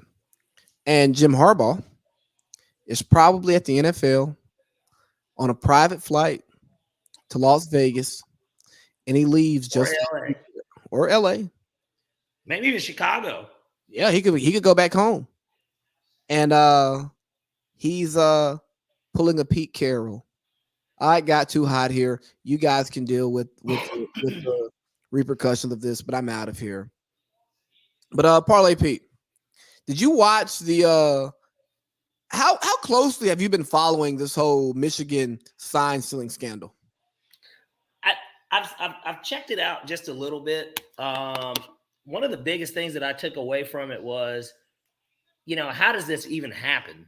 Not from a sense of them hiring him to go do it, but like the latest photo, they showed this man like on the sideline, like wearing Central Michigan gear. And it's just like, how does nobody on that field like recognize like, who the hell are you? Like type shit. Like if they're not a part of the staff, like how does nobody notice that? I guess is what I'm saying. Yeah, and apparently there can only be so many coaches on the sideline. So how did he get this access? Is he printing up and forging sideline passes? Well, right. It's just like nobody questioned who the white guy with the shades and the hat is. Like nobody like asked like, who the fuck is this? Like no one. Like I'm talking about even another coach like just saying them and being like, who the hell is that? Like, or a player being like, I ain't seen him in the meeting room before. Right. Hey, who fuck? So I think the whole thing is interesting. I also think that college football should just go ahead and give the quarterbacks the headset. Yeah. And then we no longer have this problem. Yeah, I just think that it's a really odd situation, and it's not going to end well. Like that's obvious. Like this is just not going to end well for Michigan. But I don't think it ends as poorly as people think it will. I think the guy who got the guy who the sign stealer, he's done. But other than that, if Jim has to lawyer up, Jim's going to lawyer up. And if the other coaches talk, well, they're not coaching anymore. right. So the one person who it matters most to, Jim, he has enough money to lawyer up. He'll be fine. The other coaches want to be head coaches, want to be coordinators, want to be position coaches. They're going to shut up. And the NCAA is not going to get any real information. And this guy's going to look like he's rogue. Yeah, and I guess it's just one of those things too, where what was he doing it for? Like, was he trying to eventually be a coach? Like, well, yeah, he has a manifesto. He had like a Michigan manifesto of how the program should be run and like his plan for the program.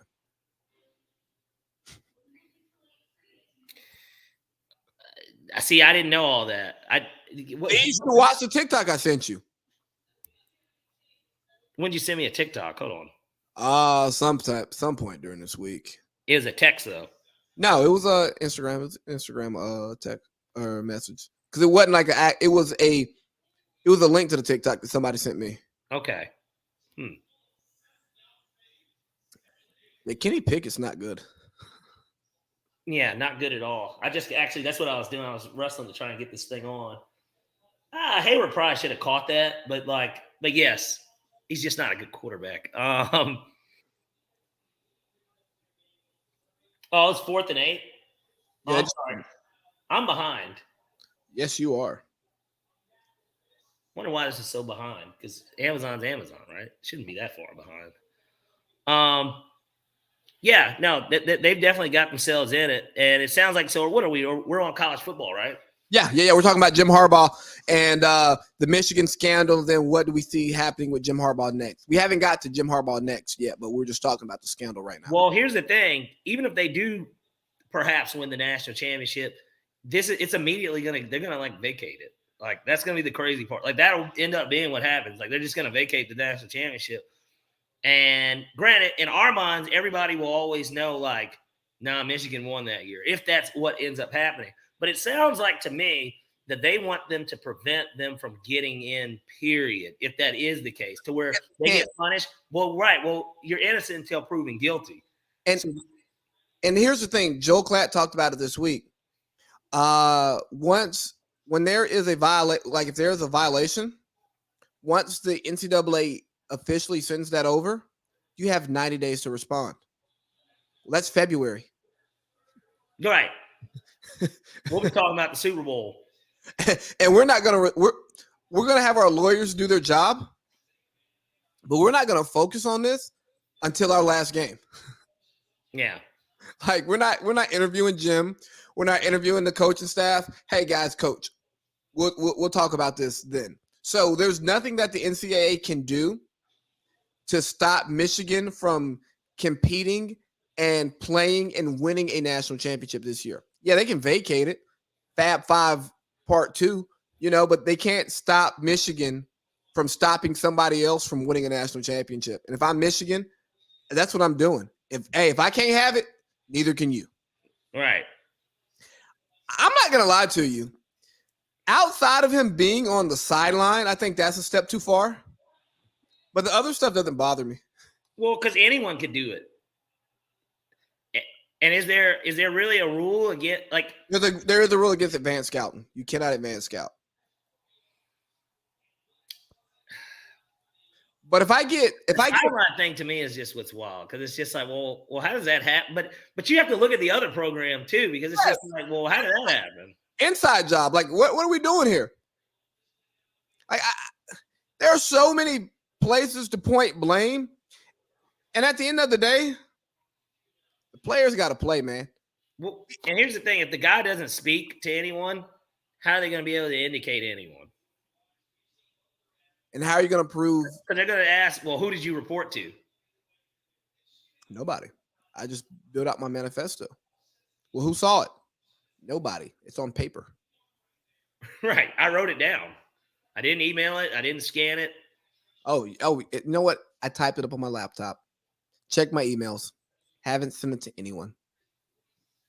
So I think this is more of the NCAA chasing its tail because they just don't have much enforcement authority.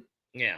And here's the thing, that the national championship is not given by the NCAA. It's given by the college. It's the college football championship. It's not the NCAA championship.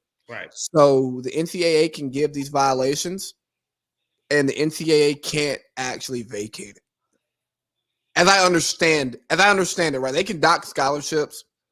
They can put them on bowl probation, but I don't think they could actually, and I could be wrong here, but based on how I understand it, because it's not an NCAA championship like in basketball and other sports, because you don't see NCAA on the championship, on the playoff at all. Yeah, well, and they call it the college football playoffs, not the NCAA. Yeah.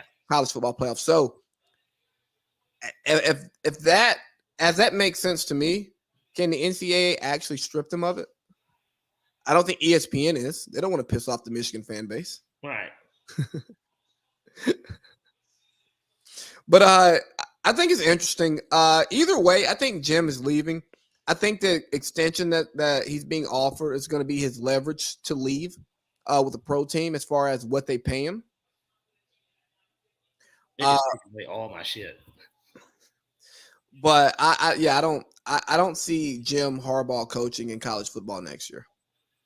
Yeah, and there were already the rumblings anyways that he was gonna leave. But I think that he knew that his team was all like really talented to where he was like, man, fuck that. I want my championship too. Yeah, because he won one. And what more could he do than to bring a national championship to his alma mater? Bring a Super Bowl to the Bears. Or the Raiders. Yeah, so Chargers. I mean, but he was a Bears quarterback, so you know. Yeah. I get it. Or maybe even to the Falcons. Hey, man, I didn't say that. All right. I don't want Arthur to go, but if it's Arthur or Jim, Jesus Christ, this is Derrick Henry's had 2 straight big runs, like 8-9 yard runs.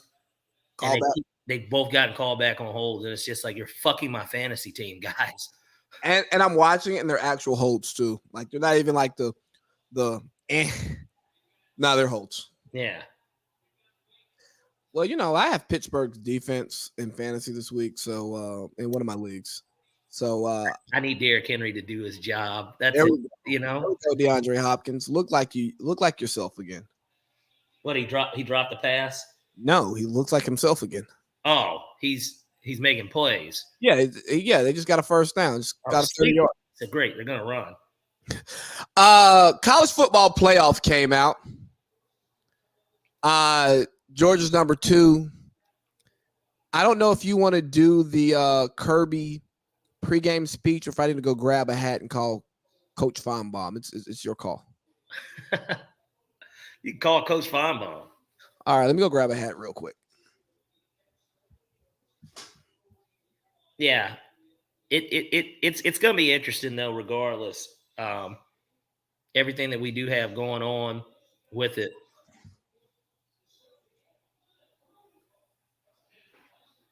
All right, we are back here on the Paul Feinbaum Show, and we've got Kirby Smart in studio with us today. Kirby, I just want to know, how do you feel about going number 2? You got the Kirby. I'm Cletus from Lumpkin County. Well, yeah, no, but we're going to do both. All right. Well, hey, Coach, this is Cletus from Lumpkin County. You know, I called in last time. I called you by your first name. I apologize again, Coach Smart. That's okay, Cletus. I'm out of line. I don't want to be like that boy from Clemson who was disrespecting Dabo. I call him by his first name because he's not my coach. And I'll tell you what, Kirby, here's why I love you, Kirby, because I stepped out of line. Yes, sir, I did step out of line, but you did not talk to me like Dabo talked to that young fellow there. And we appreciate that down here at Georgia because we know you value the fans, and you would never tell us to root for somebody else or tell us that, if we didn't like the way you were doing things, that you just go somewhere else, because we know you love Georgia football. Well, Cletus, we do appreciate it. And ultimately, I try to tell these guys all the time, look, when we're in between these hedges, who do you think's with us? It's not just us. It's the fans. It's the fans that make this thing special for us. I tell every recruit every single time, and I still remember when I was out there on the field, but when I bring out these recruits and I tell them, these are the greatest fans in college football, we're talking about people like you, Cletus. So we do appreciate your support, and I do accept your apology. Hey, thanks, Coach Smart. But let me tell you what, Paul, I was pissed off when I watched that show that y'all put on your Sorry network. Well, hold on now, Cletus. Time out. We're not going to disrespect the platform that we're on, okay? You're right, Coach Feinbaum. But let me tell you, and you got strike number 2. We're going to get ready to start ending your call, but continue on with your call, please. Let me tell you what, Paul. I saw us number 2. I get it. Our schedule's not the best. I would have been okay if they had Michigan at number 1, because, Michigan's blown everybody out that they've played. But Ohio State, my God, Paul, that Ohio State, they only won against Notre Dame because Notre Dame had 10 people on the field. If Notre Dame ran a clean operation like we did in Georgia, that game would have been over, and they would have lost the game. In Penn State, hold on, Penn State, Paul, who the hell has Penn State beat since Joe Paul left? Well, Cletus, you make very compelling argument for this Big Ten team not being number 1, but facts are facts. At the end of the day, they have played the toughest schedule of the 4 teams that are ranked in the top 4, and they should be rewarded for it. And at the end of the day, Cletus, this is the one thing that you got to realize, and everybody has to realize. These first rankings, they don't mean anything. They mean nothing to us. At the end of the day, who is going to be ranked in that top 4 after championship week? Cletus, you got to see your Georgia Bulldogs get disrespected more than once. If you remember when the first rankings came out last year, Georgia was number 3 and Tennessee was ranked 1. What did Coach Smart here do? We beat them. They beat them. Hey, you're right, Paul. And here's what I'll tell you. Last thing, Paul, it pissed me off because I know the Georgia Bulldogs are the best team in the country. Coaches poll, the AP poll, they get it right. But I know Coach Smart, I know you're going to fire them boys up. I know right now, Coach Smart, I know Coach Smart that this right here, that complacency you talked about at media day, this right here is going to knock that out the door, because we've been rolling. We just stumped the mud hole in Florida. I've been eating gator meat all week just because the way we stumped the mud hole in them boys. And Coach Smart, this is all we need, because we can't ride high. We can't ride high, Coach Smart. And I know you're going to fire them boys up. They're going to go to Mizzou. They're going to beat Mizzou. We're going to beat Lane Kiffin. I don't play defense, Lane Kiffin. We're going to run the table, and we're going to be the first team since leather helmets to go 3 in a row. Thank you for your time, Coach Feinbaum, and thank you, Coach Smart. I apologize. We appreciate your support, Cletus. Go Dogs. All right, and we're going to wrap up the show with that. We appreciate Cletus always calling in. Coming up next, is Alabama done? Your Feinbaum cadence is immaculate, by the way. Because that's how that motherfucker be sounding, man. Yo, but no. So Georgia had a great showing against Florida. Florida didn't have an offensive pulse until we put in the 3 stars. And the walk-ons. So the score is not as pretty, but I'll tell you, man, we needed a big rivalry win. We needed to beat a top end Division I program. We needed that. Quarterback's looking great. He's looking great. Carson Beck's looking amazing. He's definitely picked it up. Yeah, he has. I'm unlike Desmond Ridder. Yeah, golly. I'm shocked. We've actually seen progression in this guy, right? Yeah, we've seen it, and it's been beautiful. But I'll tell you what, man, Parlay Pete. I think that Ohio State does have have the better wins against better teams. Yeah. And I think Michigan has been the most dominant team. But I also think the bottom of the Big Ten is so bad that, yeah, you stump a mud hole in them, because look at your front, look at their front. There's no comparison. I thought Ohio State looked bad against Indiana in that first game. They didn't, and fuck them covering or whatever, but they didn't look good. Like they just didn't look good. McCord still hasn't really looked good, considering he's got 2 top 10 pick wide receivers. They should be looking a little bit better than what they look. And look, Ryan Day gets emotional because Lou Holtz said something to him. Penn State's Penn State. Honestly, that win's impressive because they are a 10-win football team. But it's the same old Penn State. I mean, they're stuck in Georgia. Yeah, that's what I was about to say. They're literally stuck in that Mark Richt era at Georgia. I mean, they're a team that they're going to come into a game ranked a little bit below you. It's supposed to be a big game, and then they're just going to fall flat on their face. And so, it's impressive because they're at the end of the day, all you can do is play your schedule. And based on their schedule, they do have they have the better wins. I mean, I would like to think that Washington, Florida State obviously got a big win against LSU, and that kind of is what it is. But that Clemson win no longer is impressive. The Duke one's even wearing off a little bit because they're a 3-loss team. Washington beat Oregon, who, like I say, you think Oregon's better than Washington. So, but Oregon is also a team that's got some quality wins. And the Pac-12 started off, at one point there was 8 or 9 teams ranked in the top 25. We know that the Ohio State-Michigan thing is going to end up playing itself out to where the loser of that game is gone. I don't know if they're gone, though. I think putting Ohio State at 1 allows the loser to go to 4.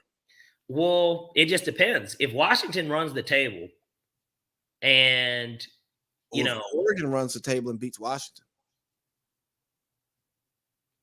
No, they won't play. They won't play in the Pac-12. Never mind. Yeah, because they don't – no. They're going to have a Pac-12 championship. Yeah, but I don't think it's even a conference thing. I think they do just take the top 2 teams. That was how they were going to do it this year. I could be wrong. Let me see. I think that is how they had it set up. I just see it setting up for a 1-loss Ohio State to get in over a 1-loss Oregon. But I think a 1-loss Oregon, despite Ohio State having the second best defense in the league, which – you're in the Big Ten, so I don't care. Getting in. Last year, though, it was a little bit more of a fluid situation for Ohio State to have snuck in the way that they did. Yeah. They had TCU was a 1-loss non-conference team, too, and their loss wasn't as impressive as Ohio State. So it was kind of like, well, how can you not put them in, but then you're going to put them in? They got the same record. Neither of them won their conference title. So how could you put them in but not put them in? And so, this year it feels different because Florida State probably is going to run the table. I don't know where their triple-up game is. They'd have to shit. Florida would have to probably be their triple-up game. They're not going to lose the ACC title game. So, Florida is the only team legitimately that could beat them. I don't think that that's going to happen. And with Washington, we shall see. But, of course, if they run through who they've still got to play, they get USC this week, big game, obviously. USC clearly has, fallen short of expectation, but still a quality opponent, and that still is somebody, if you beat them, on the road, that's still a good win. Has USC fallen short of – were USC's expectations too high? I think realistically, yeah, considering how bad that defense was, yes. I don't think we even realize how bad the defense really was. This is one of the worst defenses in college football, But you think based on last year with all the momentum they had, because think about it, if USC had just beaten, who was it that they lost to at the end of the year? Was it Oregon? Oregon or Utah? They lost to one of them, but basically all they had to do was win that game, and they didn't. And that's what set the table for Ohio State to get in anyway. It's hey, the one thing though I did take away from the rankings? What? Alabama at 8. Well, here's the thing too. Alabama knows that they just got to run the table as well. They get a big test here, and of course the Auburn game's always just a game for them. And then they know that they have a date with Georgia at Mercedes-Benz. So they know that if they beat Georgia in that game, there's no way you don't put them in. So because Georgia will more than likely be undefeated headed into that game. And as long as it's close, that's where the fucked upness is going to happen. If Alabama were to somehow beat Georgia, let's say it's a field goal game winner. What does the committee do in a scenario of a one-loss Pac-12 champion, undefeated Florida State, and then the winner of the Ohio State-Michigan game undefeated? Who do you determine gets that third spot? Because Bama's in, Florida State's in, and then the Ohio State-Michigan winner's in. So now you're choosing between a Pac-12 champion and Georgia. You got to give it to Georgia. State. You have to give it to Georgia. I don't think that you can leave Georgia out winning 2 in a row. I know that this year is totally different from last year. But you can't not, if you're going to pick a one-loss team, and the one-loss team is the reigning back-to-back national champion, as long as they don't get blown out. Yeah. If it's a close game. Yeah, game-winning field goal. Game-winning field goal, or even if it's a 10-point game, but it's tight, and Alabama scores they had to go for it on a 4th down in their own territory at the end. Alabama gets a cheap touchdown, or Georgia gives up the touchdown and get the ball back to try to score and kick and get the onside. You if it's a tight game, you can't. It would be disgusting to leave them out. I won't say you can't, because you could just say, well, Oregon dominated and they lost one game to Washington that they should have won, and they and look here, the Pac-12 is going away, and you talk about Oregon, Washington. They're not carrying the number that you want on the ratings, anyways. You know what I mean? Right. Yeah. But you also got to think about a one-loss Big 12, which would be but see, then that'll muddy the situation, especially if Texas does it and then they beat Oklahoma. Oh God, yeah. They would definitely put Texas in, A, because of the numbers, but then B, they'll say, well, how do you put Alabama in? They beat Alabama and they have one loss, and their one loss, Texas's one loss is against Oklahoma, and they can say, well, then they avenge that loss by beating them in the Pac-12 championship game. How hot would Saban be if they win the SEC? Georgia still gets in and Texas gets in because they run the table for the rest of the year. And their thing is, well, Texas beat Alabama head to head. He called bullshit. Yeah. But then again, last year his biggest thing was this. When it came to determining teams, he literally bought Vegas into it. He's like, what would the guys in the desert say if we were matched up against any of these teams? And he was absolutely right. Alabama would have been favored against anyone but Georgia last year. Michigan, TCU, and Ohio State, they would have been favored in a neutral site game against them. TCU didn't belong, man. I know they beat Michigan. TCU didn't belong. Yeah. Well, and that was evident in the national championship game, right? Is Max Duggan on the roster today? I thought he did get picked up. He probably isn't anymore, but I thought somebody had picked him up. Let me see. Quentin Johnson's no good. I got him on my bench, or maybe I finally cut him. Hopefully you cut him. Okay, Duggan is a free agent. No, he's practice squad Chargers. Free agent.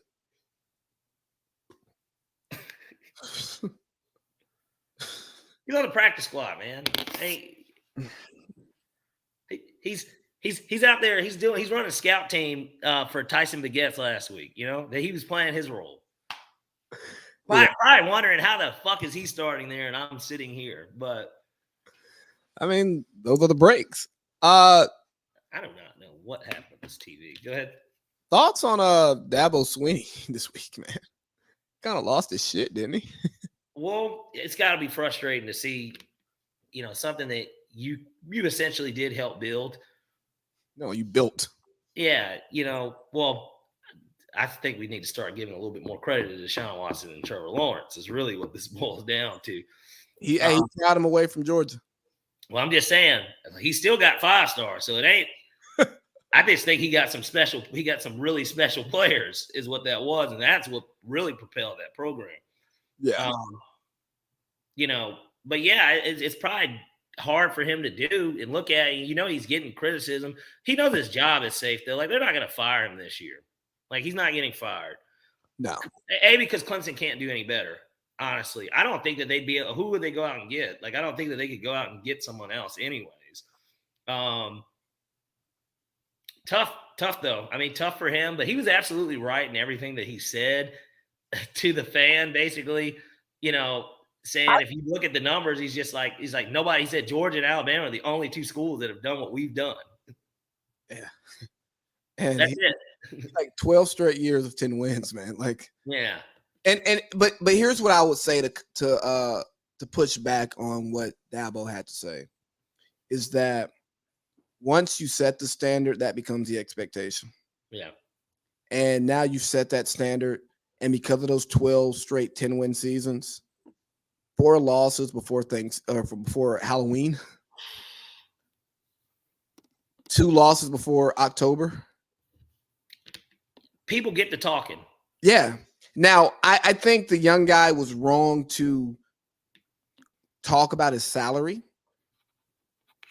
I think that's where he stepped in shit. Yeah. But if you don't bring up the salary, I think the guy's valid in everything that he's saying. And even with the cockiness of Dabo, because Dabo's saying, I'm not going to the portal. I don't believe in that. I don't believe in NIL. That's not the way we play college football. Yeah. Well, Dabo, Coach K didn't believe in one and done until he did and won another national championship in 2015. He didn't believe in one and done until he was able to get Kyrie, Paolo, Brandon Ingram, Jason Tatum, okay? Yeah.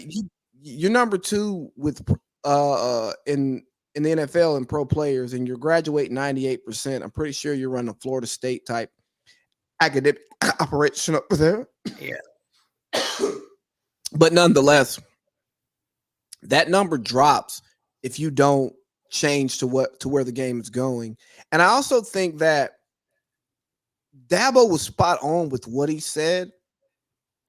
But at the same time, man, once you have that radio show, you open yourself up to be criticized by the fans. And when you say, if you don't like the way I'm doing it, don't root for us, grow up. Yeah. It's got to be a turnoff, right? Like, yeah, But it goes to the guy saying, yeah, after 2018, I feel like you got cocky. Because, hey, man, I come from a long line of season ticket holders.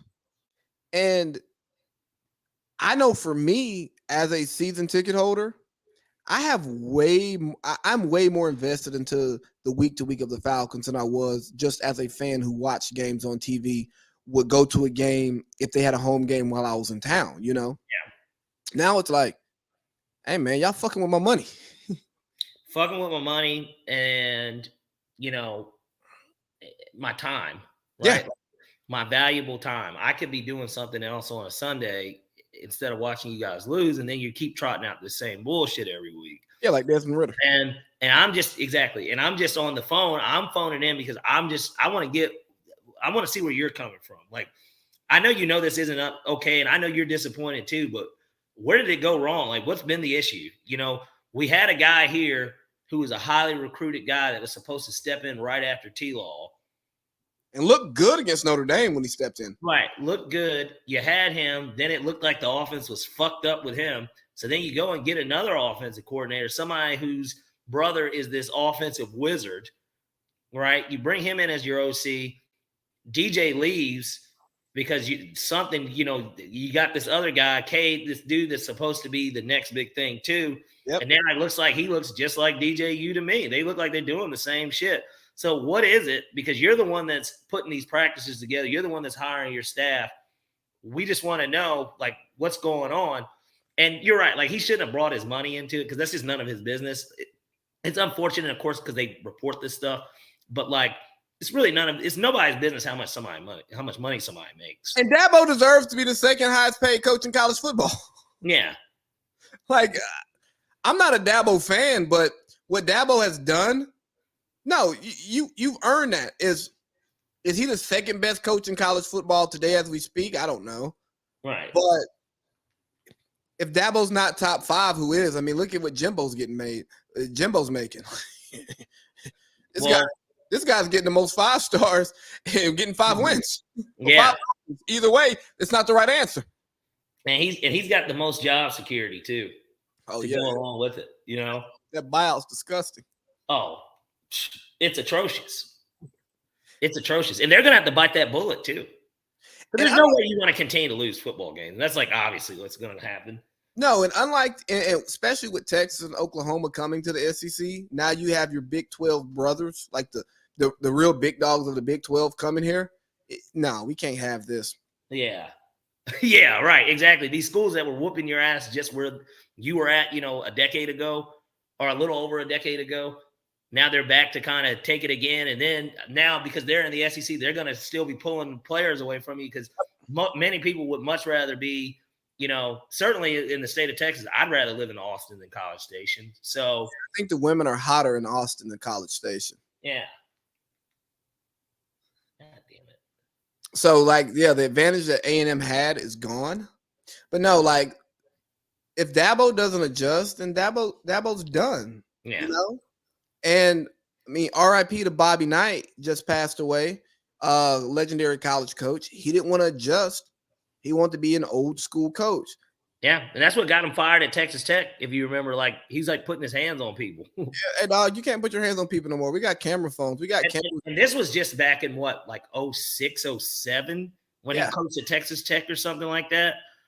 And yeah, he threw a chair. It was a lot. I mean, there's a lot of shit going on at Texas Tech. But, bro, imagine being at practice and blowing a layup and your coach flinging a chair across the floor.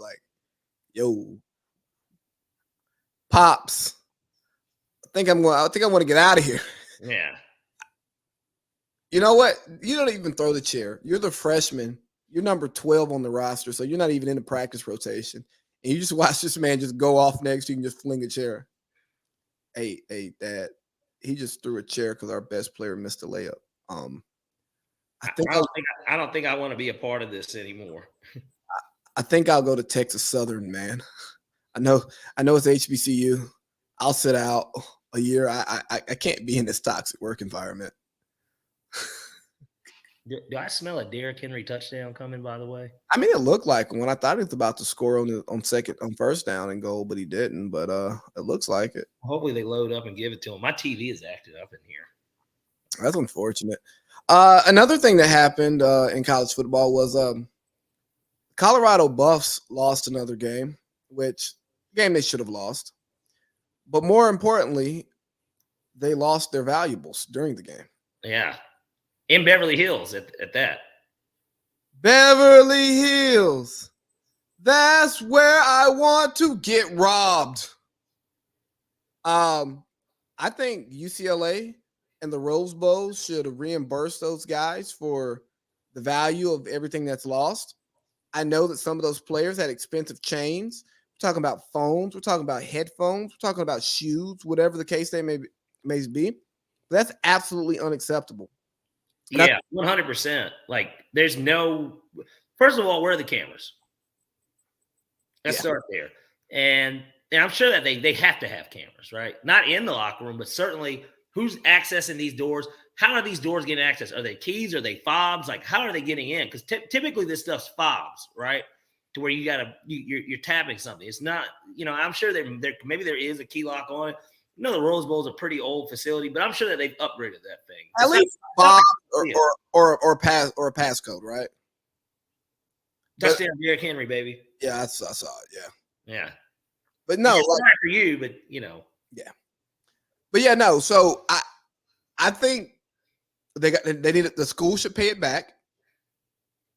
However many hundreds of thousands it is.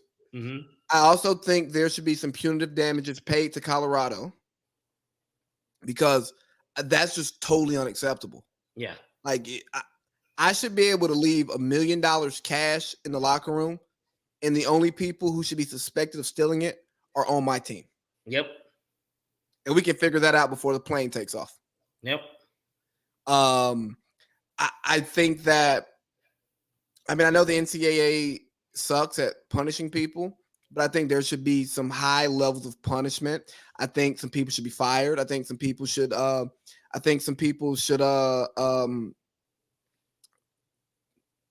be locked up, man. That's unacceptable. That is being recorded in the bathroom level of unacceptable. Yeah. There are certain places where you are expected privacy. If I go in a stall door and I lock it, nobody should see my cock but me. Or the person I brought in here with me. All right. And I'm not a bathroom fucker. Yeah. Me and my wife are classy. We like to bet. Yeah. But no, but for real, I think this should be. I think head should fucking roll because this is beyond. This is just. And that something like this had to have been an inside hit job too, because it's the first time that it's happened. Plenty of teams have played there this year, but that team specifically, this is a celebration. You know what I mean? And Prime and them, all this swag and stuff. They knew what was in there because they saw them boys walk off that bus and they could see it. Yeah. And they absolutely need to probably do something about that. Not even a problem. They should absolutely be looking into it. And there should be some sort of reimbursement that's given out. Now, granted, if the brothers were smart, they probably got it insured anyways. I hope so. I hope so. And granted, hey, you get that new watch insured? Yeah. Okay. Always. You know, in Colorado they come in now. Hi. You know what they do. Chase Davis on the beat, yeah. Put that shit on. Put that shit on. Put that shit on. Put that shit on. I was gonna send something to Jude.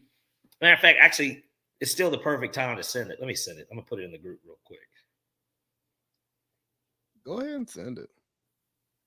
And while you're sending that, I'm gonna wait for you to send that. And then I'm gonna go hit the head. Yeah. And then we're gonna go to hour 3. We're gonna talk a little NBA. We'll close out with this week's slate in the NFL and any other random stuff like Saucy Santana versus DJ Academics. A battle we never thought we'd get in 2023, right?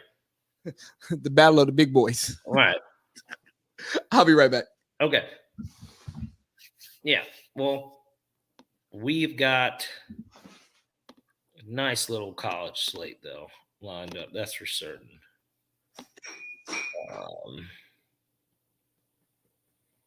Let's see here.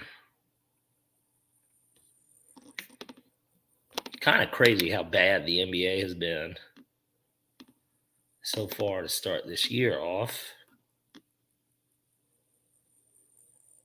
Then again, who's really surprised by that? I know I'm not. I am not surprised at all by how bad this is.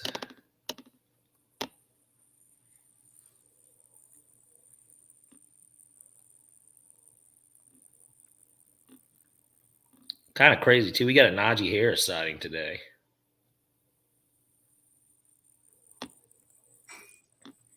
Kind of ridiculous, actually, when you look at it.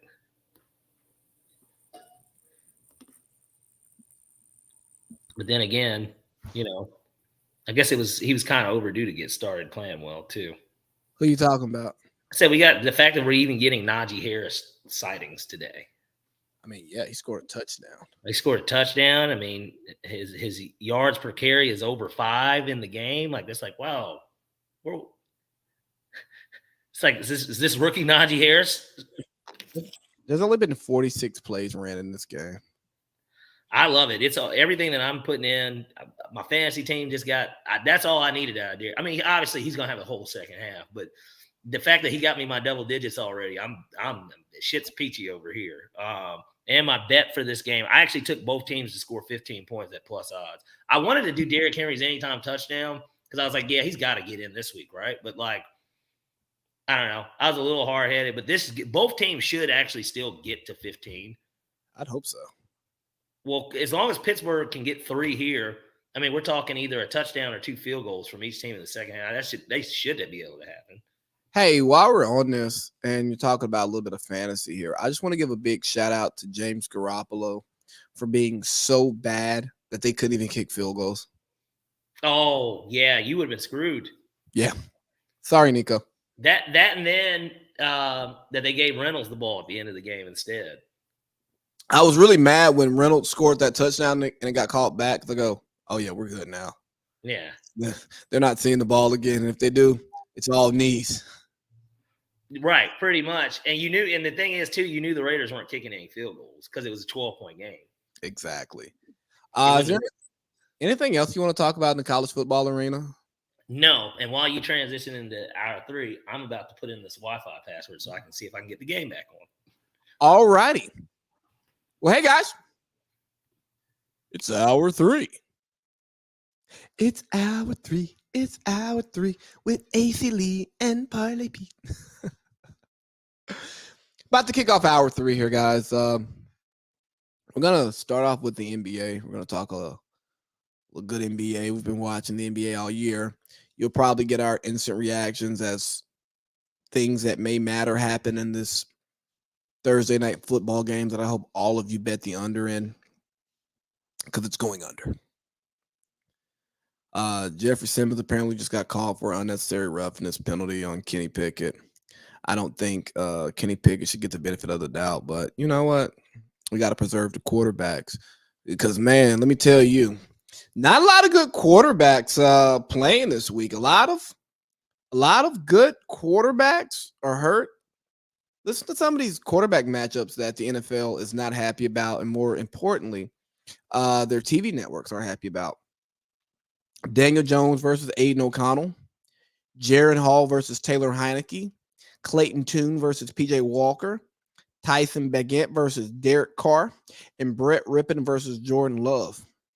You talk about a who's who list of who the hell are you? Golly, a who's list of who is who. Yeah, man. As much as people talk about the great quarterback talent that we have in the league today, at the top end, it's great, but it's not a lot of quarterbacks. There aren't a lot of quarterbacks. And honestly, man, that's why the other football leagues don't work. You can't have these secondary football leagues when you don't even have 38 to 40 starting quarterbacks in the NFL. And when you talk about bad football gets worse with bad quarterback play. I mean, watch the Steelers. Quarterback play is terrible. Bad football. Najee Harris just got tackled behind the line. We thought he may have a chance of getting another touchdown. And if he does, I'm going to be sick because I dropped him in a fantasy league today before the game started. Well, I'm tied for first in that league, so I have some confidence there. Not our league, another league. Yeah. Just winning it all this year, huh? Look here, man. I'm just trying to be great. That's all. I was talking about the terrible quarterback play that we have coming up this week. Mm-hmm. And I tied that to why the other football leagues just will never work because, I mean, we don't have enough NFL quarterbacks. So I heard you. Did you say that Brett Rippon was starting the game? Yeah. For who? According to the internet, yeah, Brett Rippon starting. For who though? I don't know who he plays for. Let me look it up. He was in Denver. Hold on. Brett Rippon plays for the Rams. Oh shit! So yeah. Matt Stafford's, they ruled him out. Yeah, he's hurt. Wow, that's nuts. I just remember him in Denver because he like started a Monday night game randomly, and it was like, you know. But then again, Denver before Russell Wilson, I guess it'd have been kind of a quarterback carousel too. I don't know. But hey, you want to talk some hoops? Let's talk some hoops. All right, hold on. I got something for you. Let me see if I can find it. Here we go. Philly is just, changing my role, knowing I can give more, knowing I can do more. But if you want to be honest, like being on a leash and like me knowing in order for us to get where we want to get to, I was going to have to be playing my best offensively, whether it's facilitating and scoring the basketball, and Joel as well. I don't think when I'm in a leash, I'm not going to just shooting the basketball every time. I mean, like I think the game, and I'm a creator on the court.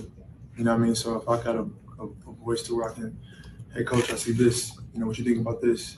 Then it's like, all right, okay. Somebody that trusts me, that believes in me, that understands me, that I'm just not I'm not a system player. I am a system.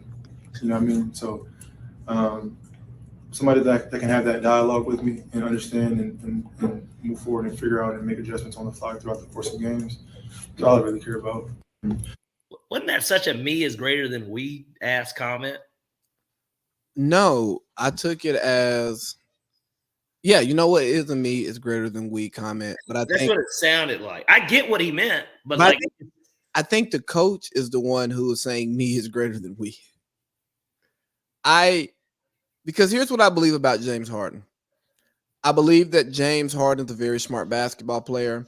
I believe that James Harden takes too much flack because his off the court activities are a bit more publicized. I think that James Harden has fuck you money. So, and he has fuck you talent. And when you mix fuck you money with fuck you talent and somebody who's not trying to be the darling of the league, like a LeBron, a KD, like, you know, those guys who are caring so much about being the greatest player ever, but actually just making their game as great as possible. I think that this is what you get, right? And he did what he did in Houston. Yeah, he wanted to, but that's also the way the team was built. The team was built for James Harden to have the ball, dribble the hell out of the ball, shoot, step back. yeah, like that's what the team was built for him to do. And you saw when he went to Brooklyn, the team was built differently and he played differently. Yeah. You saw when he was in Philly, the team was built differently and he played differently. And when Embiid was not available in the playoffs, he played different. He cooked. He had 45 in that first game. Yeah. Yeah, and he had a 50 ball in the playoffs too. And he had 2 game winners in round 2. Now, don't get me wrong. He didn't show up in game 6 and 7. He did not. Which is where it mattered, right? I mean, but you don't get game 6 and 7 if you don't get without him doing what he did. right. I get it, but you know, I am just less critical of James Harden, even though in totalitarity, is that how you say it? I don't like him demanding. In totality, there we go. In totality, I don't like the number of trades that he's demanded, but I understand the demand for every trade. I don't want to be the dead horse. Sorry, Peter. I don't want to be a dead. I don't want to be dead wood. Paul. Sorry, Dwight. Crazy. But no, I don't want to just keep beating the same drum. But I do believe that James. Can't get him off your mind, huh? Telling you, beating that dead wood. He love you. I'm not his type. He's not mine either. But no, I think that James Harden is right. And when you bring players together, especially high-end players who play, and you make them think, you don't get the best version of them. And I think part of the best version of Joel Embiid, what they believe to be the best version of Joel Embiid, does not give you the best version of James Harden. Right. Yeah, I think that when you look at the system, I mean, what is Doc's system? Because that's basically who he was criticizing, right? He's kind of criticizing Doc. He should. I don't know why I was about to say Ty Lue. Ty Lue is one of Doc's guys. So, you know, obviously he does it a little differently, right? Ty Lue's won a championship. He knows how to, you know, balance all that ego that's going to be on that team. Hell, he played with the Lakers, right? So he played with Kobe and Shaq. So he got to see that. Phil Jackson is still one of his guys too. I think that it can work. And the reason why it's going to work is that even though because the NBA put in that new rule or whatever, there's guys that are still going to miss games because we're seeing it already. Like Phoenix is pulling this shit already early in the year. So they're going to pull it too. They'll eventually get to it. There are going to be nights where one guy sits out. They're basically almost going to probably take turns. Russ will be the only guy that is there for all 82, but then the other 3 are just going to kind of switch around. When James isn't hurt, he plays. Yeah, but in Houston, he was an Iron Man. He was 82, 81, 80. Yeah. Yeah. Well, I think as long as it ain't been that way. Maybe now that he's back at the crib, you know, maybe that adds a little extra. I mean, obviously, Paul George said, you know, you got 4 Southern California guys, you know, being able to come together and possibly being able to create something special by winning a championship for the younger brother team of LA, right? Team that they didn't care about. Yeah, no, and I think that after Kobe came out and criticized James Harden and said like you can't win a championship that way, that resonated with James. He's from LA. He's a Kobe fan. Well, you know, when Kobe says something to a certain generation, it's gospel. Yeah. And James is of that generation. If Kobe says something about my game, I'm going to take that to heart. And we don't know the conversations that they've had because I'm sure that when James was a prospect, he met Kobe before he went to Arizona State. Worked out with him and stuff. Yeah. Yeah, like and in the league when James was becoming James, yeah, him and Kobe talked. You know what I mean? Like he had Kobe's direct line. I am more than confident. I'm sure James was he on one of those? He was on one of the Olympic. No, he went on 2012. He went on the 2012 team, was he, Harden? I don't think so. Because that would have been no summer. He would have went to Houston. Yeah, they had just lost to OKC, and I know he was coming off the bench, right, averaging 16. He was he wasn't. He was on. So all right, so yeah, and of course I know during the Olympics those guys definitely talked. I mean, because we don't even look at Kobe as a Philly guy; we look at him as the LA guy. Right. He is California. Well, LA. Wow, we got Bears Panthers next Thursday. Battle of the who got who in the picks war, right? Because if Carolina wins that game, if the Bears win the game, it makes Carolina look sillier. Yeah. But no, back to this. Let's talk about the trade itself. Daryl Morey, who usually wins trades, I think personally that he traded James Harden for a bag of Doritos. I was gonna say for trick or treat candy. Yeah. And Daryl messed up by not making a trade at the beginning of the summer. And he allowed James Harden to create a narrative, allowed James Harden to be upset, and he allowed James Harden to say, I only want to go to the Clippers. If he gets ahead of this, hey, James, give me 5 teams. We're going to re-sign you. Then we're going to move you. And we're going to move you. It may not be when you want to get moved because we have to make it look like we're on the up and up, that we're re-signing you because we want you here. Then somebody gave us an offer and actually give him that transparency. But apparently, like, after the extension wasn't given to him, like, during the season. Yeah. The conversation stopped there, and Elton Brand was the only person who was kind of keeping the peace.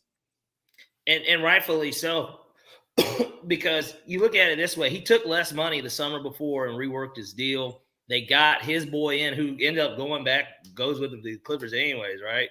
Yeah, let me read off the pieces. Go ahead. The Sixers sent PJ Tucker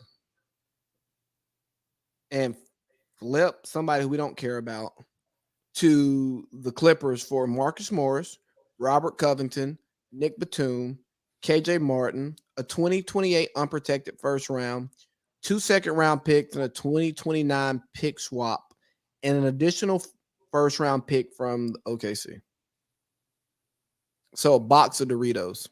Yeah, a bunch of guys that are all going to do the same thing on the Sixers that aren't going to necessarily – certainly it's not going to be the value of a player that James Harden is, right? Even with those guys combining what they do, that he just doesn't bring what James Harden does. That first-round pick could be interesting only if the shit blows up in the Clippers, right? Because that could end up being a really high pick. But, like, at the same time, then that's when you start asking the question of, okay, let's say that it's a second-round exit for these guys. What happens with that team, right? What does Embiid do?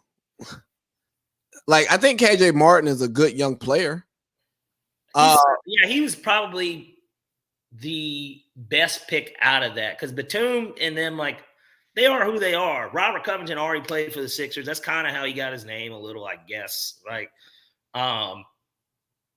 Batum's pretty much done. I think Batum said this is his last year, anyways. So do you package the expirings and some draft picks for a complete rebuild? That's for a angry Zach LaVine? What are you giving up? I mean, I know you're saying you basically everything you just got plus maybe another guy. Yeah, Chicago's they got to blow that shit up too. Yeah, so I look at it like I know we can't totally judge the trade until the trade deadline because the thought is that Daryl's going to make another move. But you know what? I don't know Daryl Morey. I'm not a part of the NBA media. I'm just a guy sitting in my office with an opinion. And Daryl Morey got taken to the cleaners. Yeah. And I know that we give Daryl Morey all this love because he's the greatest GM ever who's never won a championship, right behind Sam Presti, who's never won a championship. And Rob Pelinka doesn't know what the hell he's doing, but somehow he won a championship. You know, it's fucking nuts. But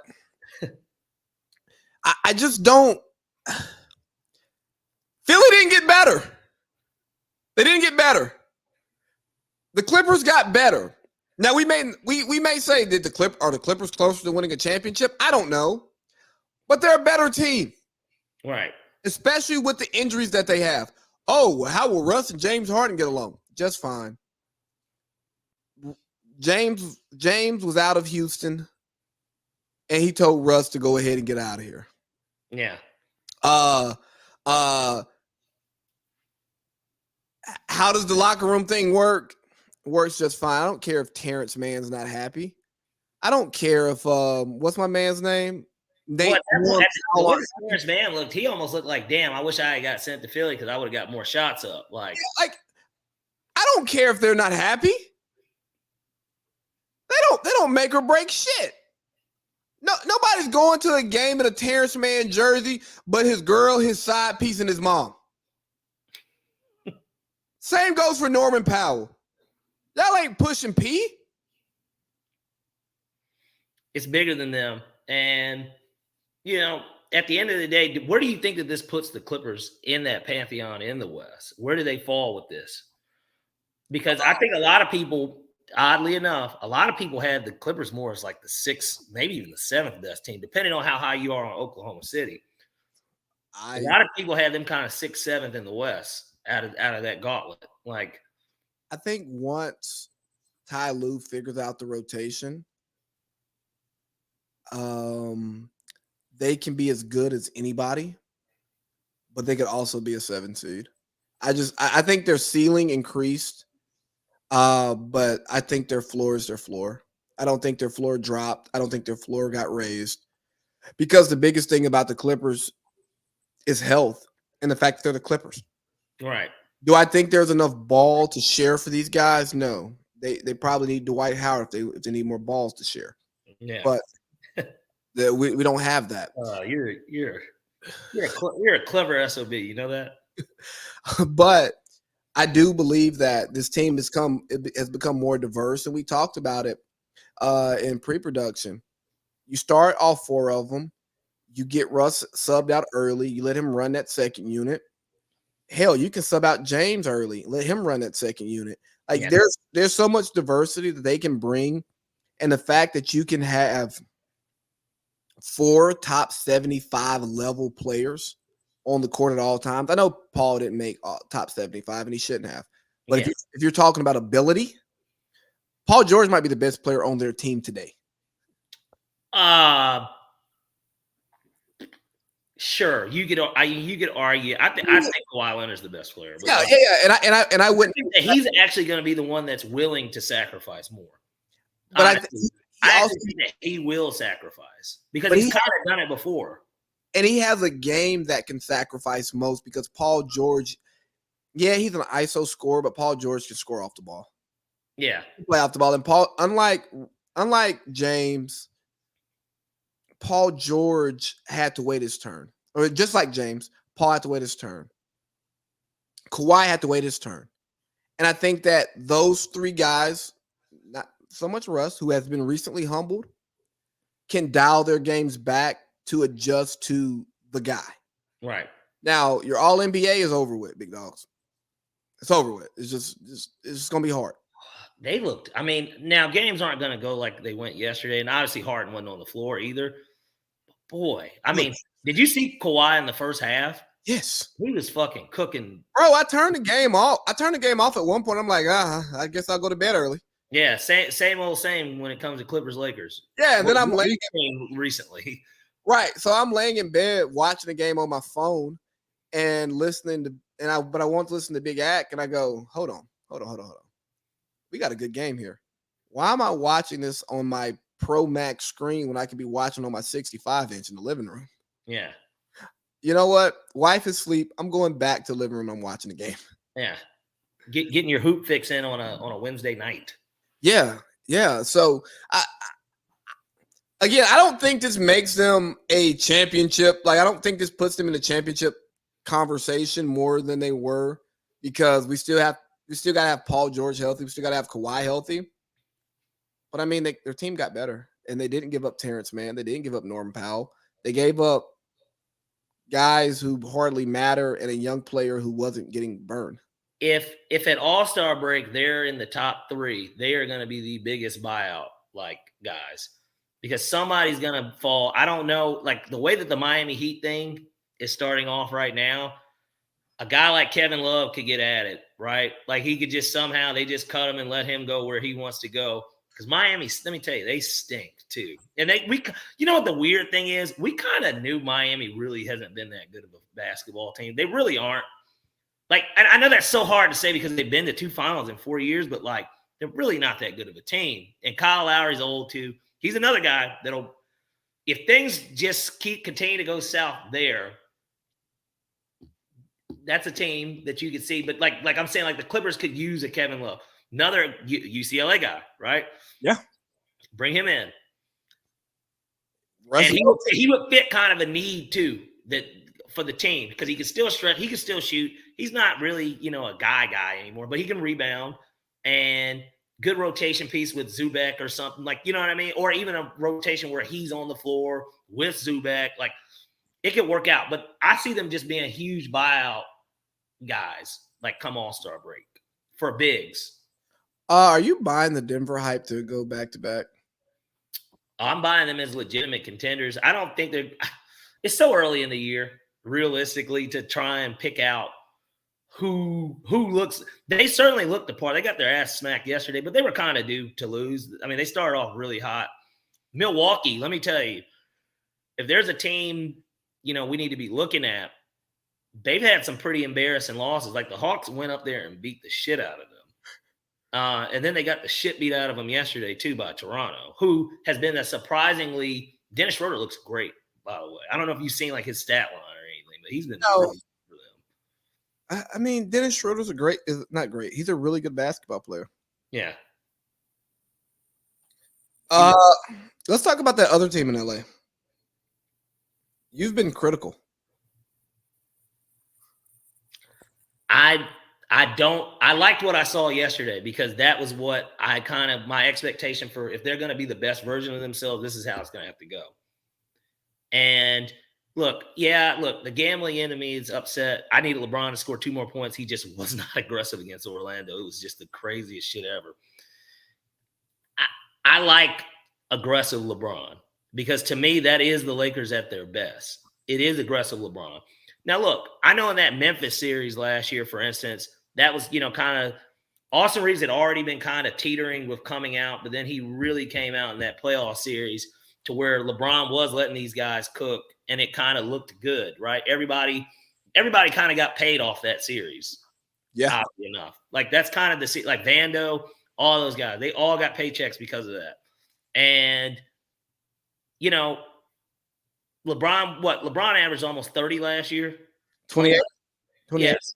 So we know that he can still score the ball, but I just like a much more aggressive LeBron, because D'Lo is really playing off the ball, and LeBron kind of is running the point on that team. Well, yeah. D'Lo is, he's good. He's on a one-way trip out of LA. Yeah.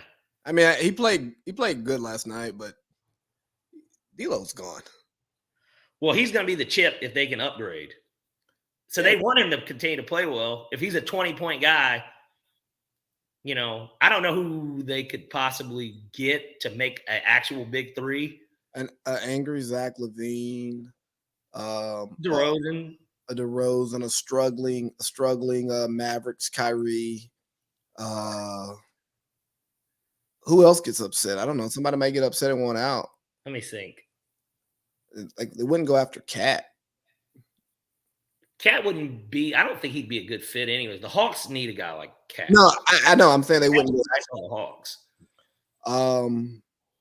I don't know how they could make a Trae Young trade, which I wouldn't want Trae Young with the Lakers. I don't think that. Well, that actually could work. Crazy enough, Trae Young has become a much worse shooter. Yeah, that's why. He has significantly like fell off the cliff in terms of being a 3-point shooter and just shooter in general. Like he gets a lot of his points from free throws and kind of like that, you know, that floater shit that he kind of does.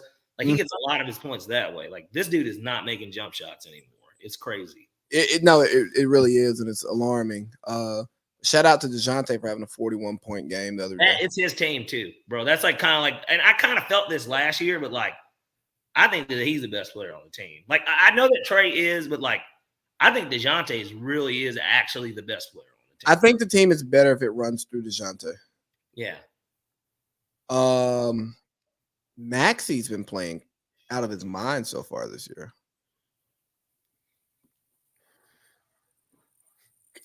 More opportunity. Well, I mean, what? He's probably taking 7 to 8 more shots a game now with no Harden. Like, because you want to know who they've actually been leaning on a little bit more? Kelly Oubre. Let's see. Max had a bad. Yeah, Embiid had 28, Oubre 23, Tobias 23, Maxey 18, and Korkmaz 10. Hey, is Tobias Harris the most overpaid player of our lifetime? Yeah, because he's been that same guy, that 14 to 17, 5 rebounds, 2 assists guy. That's like been his lot in life. A really good 4 that you would not pay 1 money. But I mean, that's what he's got. His contract is still like 1 money in the NBA. Like it's wild. Even today, it's still 1 money. Here's what I think. I think that Embiid, I think Philly gets worse. I think Embiid should request a trade out because the Philadelphia 76ers do not deserve good things. The city of Philadelphia doesn't deserve good things. Especially the Eagles. That's why the fucking Phillies didn't make it to the World Series. I mean, but think about this. They really chose Tobias Harris over Jimmy Butler because of Ben Simmons. Like, what are we doing here? But yeah, Bron's been doing that pacing himself thing that me as a Bron fan hates.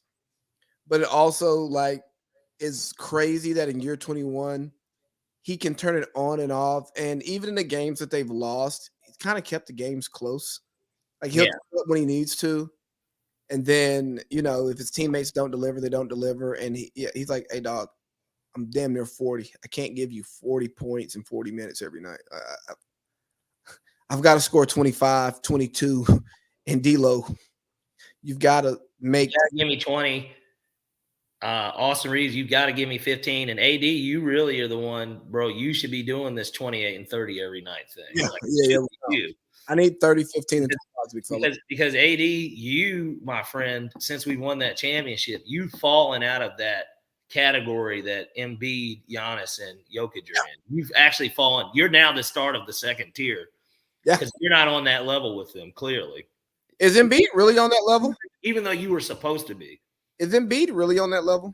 He's an MVP now, so yeah. Yeah, all those guys are MVPs. Now, granted, he's the only one without the championship. But he's the only one that hasn't made to the third round of the playoffs. But is it his fault? Yeah, he gets hurt. Entirely? Yeah, absolutely. I think the Toronto year, that was the year they should have won that year. Like that was the year to win. But yeah, he shouldn't have helped. He shouldn't have helped on Kawhi. He should let Jimmy just stay there. And some could argue maybe the year that we beat them. maybe could have been that year too, considering they were the number 1 seed. But then that was the end of Ben Simmons in Philly. We broke the process. The who's their GM that coined that phrase? Sam Hinkie. Yeah, we broke that era team. Oh yeah, We broke that team because who the hell thinks the Atlanta Hawks are going to Philadelphia to win a game 7? Nobody. I did. Who? I mean, look, I bet on it too, but who also thinks that it even gets to a game 7 against that Hawks team? You got to remember that Hawks team fired Lloyd Pierce in the middle of the year. We were about 500, maybe even like 2 games below when they fired him. Nate comes in, we get hot. You know, we're playing better basketball. You get the Knicks in that first round series. The Knicks were favored to win that series. You beat them in 5 because they just weren't a good team in reality. That was a team that overachieved. Yeah, they overachieved heavily. Then you go to Philly, this team that's made it to the, Boston's been their thorn, right? But now they're the number 1 seed. Embiid's an MVP candidate. Ben Simmons is, all-star, all-team, all-NBA. Like, he's one of those guys. And then Trae Young comes in and says, fuck you. Like Lou Will says, fuck you. Kevin Huerter, fuck you. John Collins. Fuck yeah, baptisms. Yeah, so no, I think that he is still up there. And maybe he's more of a regular season guy. I don't know. But that's fair. I don't blame him. He seems like he's always unhealthy too, though. Always. And that's how his career started, obviously. Like he was super unhealthy to start. And now it's almost like it's kind of coming back to get him. I don't know. Any other NBA notes that you've seen that you care about? Jordan Poole? No, nothing. No swimming. Anything before we talk about Wemby? Well, that's what we've been really waiting on this entire time. Hey, babe, they're talking about Wemby. Right. I think Wemby is a good basketball player. Mm-hmm. I think Wemby is a rookie and is not as good as the media wanted him to be immediately. Yeah. I think that Wemby and his 7'4" ball handling skills don't work in the NBA where people actually have fast hands. I think that him and his 8-foot wingspan. Yeah, I think the Spurs have players who aren't bought into feeding Wemby, which I don't blame them. If I'm Vassell, if I'm Keldon Johnson, yeah, I'm getting paid a lot of money to play basketball, and I'm not getting paid here to fucking be Dwight Howard and Wembanyama in one-on-one workouts. So I'm gonna play my game, and your game is going to you're gonna play off of me, Rook. Carry my bags, nigga. All right. He's like, go get the team McDonald's. Yeah. Hey, you get 2 Big Macs, little fella. All right. but I do think that we're not going to see the best of Wembanyama right now. I think it's calculated. I think they're putting him out there to figure out what he can do and what he can't do, and let him learn on the fly, like learn his game. Yeah. And then I also think that he's too skinny and too tall to use his skills in the way that he used them in the French league. Yeah.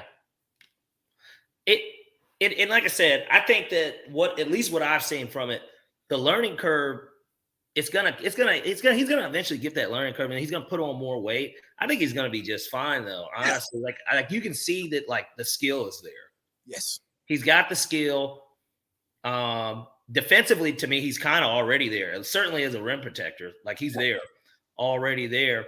But the ball handling, yeah, obviously that's going to need some work. Probably his on-ball defense probably is going to need a little bit more work too. But all in all, I think that with Pop, and especially Pop just signed an extension too, so that goes to show that, the plan is, I guess, for him is to not stop coaching until – because what is Pop? He's got to be like 75, 74. He's old. Yeah, but when he stops coaching, he dies. So you think it's going to be a Joe Pa type thing? Well, without the scandal, yeah. Well, Yeah, think about it. Who would have had that on their bingo card? We have two different Joe Pa, being brought up on the show 2 different times. Nobody would have thought that. No, nobody.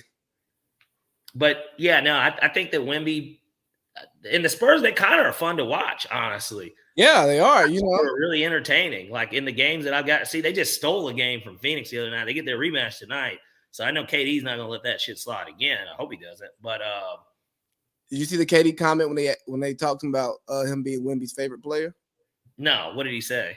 Like, damn, I'm getting old. I feel like KD might be the coolest NBA player to kick it with.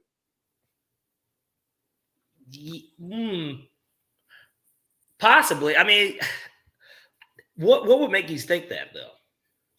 Back, I don't give a fuck mentality type thing. yeah, he even though he's 7 foot and super rich, he seems like he just wants to be just one of the guys. Like, yeah, I just want to play 2K with my partners, play Call of Duty, who step out, you know what I mean, utilize my vices, whatever those may be, and kind of just chill.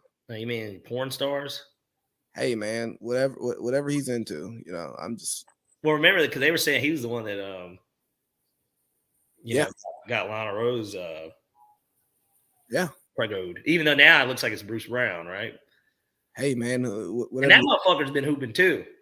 Well, he's good at basketball. Yeah, he's just money well spent by Indiana. Finally, a free agent that like works out. Yeah, I mean, nobody goes to the Pacers, you know. Why would they? I mean, I wouldn't want to live in Indianapolis. And look, that is no shots in Indianapolis. I think their food seems a little underrated. I thought the food there was really good. But like, unlike how Keith Lee came to Atlanta, and that's like been the talk of the town about him just like shitting on that. And I know maybe we'll touch that too, along with the Saucy Santana stuff. Oh yeah, we're definitely gonna touch Keith Lee. But we're not gonna allow Dwight to come in on that segment. No. Yeah, honestly, man, I don't have any concrete thoughts on the NBA yet because it's so early. The mid-season tournament kicks off tomorrow. Yeah. I was talking to one of my friends who played overseas, and he's like, yeah, man, they're just doing what we do overseas. Like, he was like, I played one team one day in the regular season, and then we had to play them the next day for the cup. Like, I just think the in-season tournament it's going to take 15 years for it to matter. Yeah, and they're going to have to add more caveats to it too, like maybe a guarantee, especially if they keep the playing thing, like a guaranteed playing spot for the team that wins it. And more because that's going to incentivize a team like the Bobcats. The Detroit Pistons to like win it, like really go out there and win it. Hey, you know what? They look like they might be pretty watchable. You mean Cade? Yeah, Cade. I like what I see from Cade. Jaden Ivey's not getting the burn we expect, but you know, I don't know how because Killian Hayes fucking sucks. Like he does. He blows. Did you see his stat line the other night? No, I know what Killian Hayes is, and I'm not interested in what he does. He pulled a Najee Harris sighting. He pulled a Tony Snell. Ooh, yeah. It was that bad. Yeah. On like 20 minutes too, and it was just like, wow, how does that happen? How are you 0 for 7, 0 points, 0 rebounds, 0 assists? Because he's not good at basketball. He's a point guard. How do you not have at least 1 assist? I don't understand. Like, you know, how did you not get to the line once? Not aggressive enough. Yeah, but I mean, we got so much to look forward to in basketball season this year. I'm in no rush because it's football season right now. So, our focus is going to be on football. We'll talk about the big games. I hadn't even logged into League Pass on my TV this year yet. Really? I'm in a fantasy basketball league. Oh, yeah, so you have to care day to day.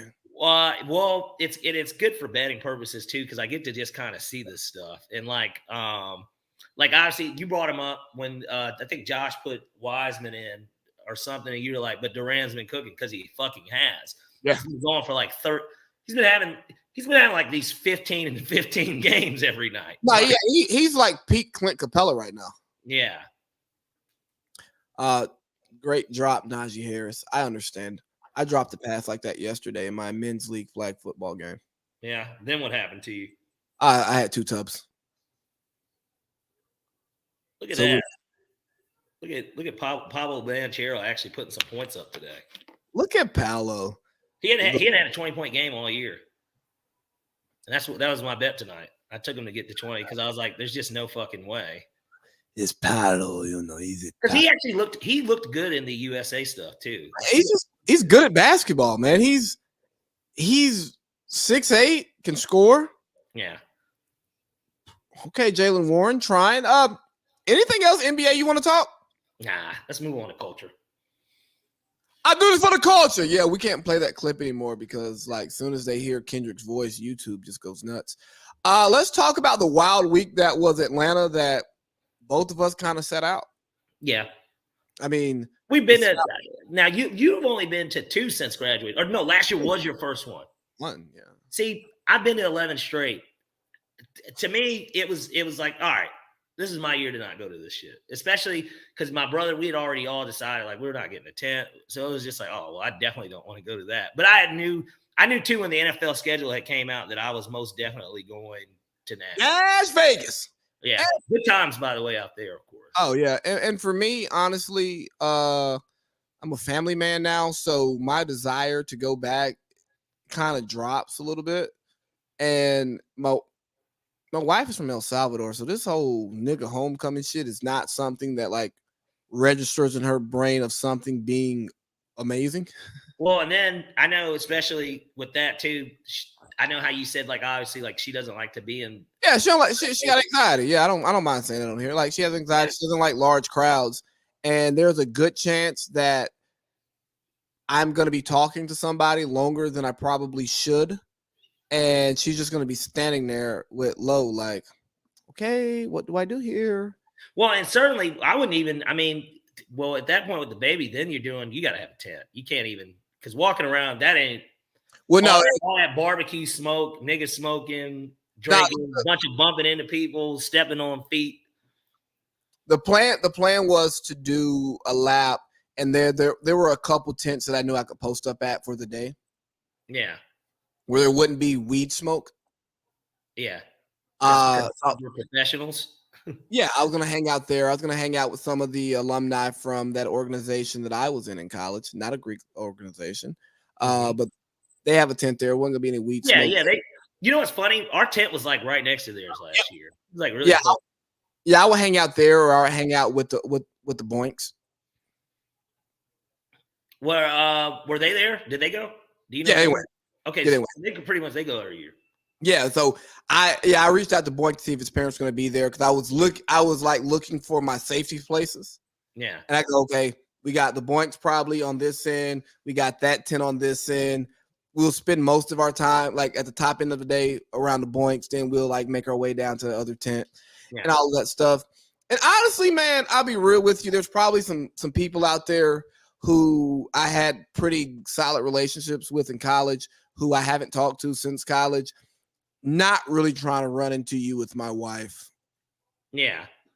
Like, I'm just being real. You might be a little too friendly, and you see me, but you don't put 2 and 2 together. Yeah. If I'm not pushing the fucking, if I'm not pushing the stroller. Yeah. You might start like, oh, AC, Adam, bye-bye. It's like a lot of drinking too. Going yeah, on. and it's like, well, who is this? That's old work, baby. That's old work. Well, why is she so happy to see you?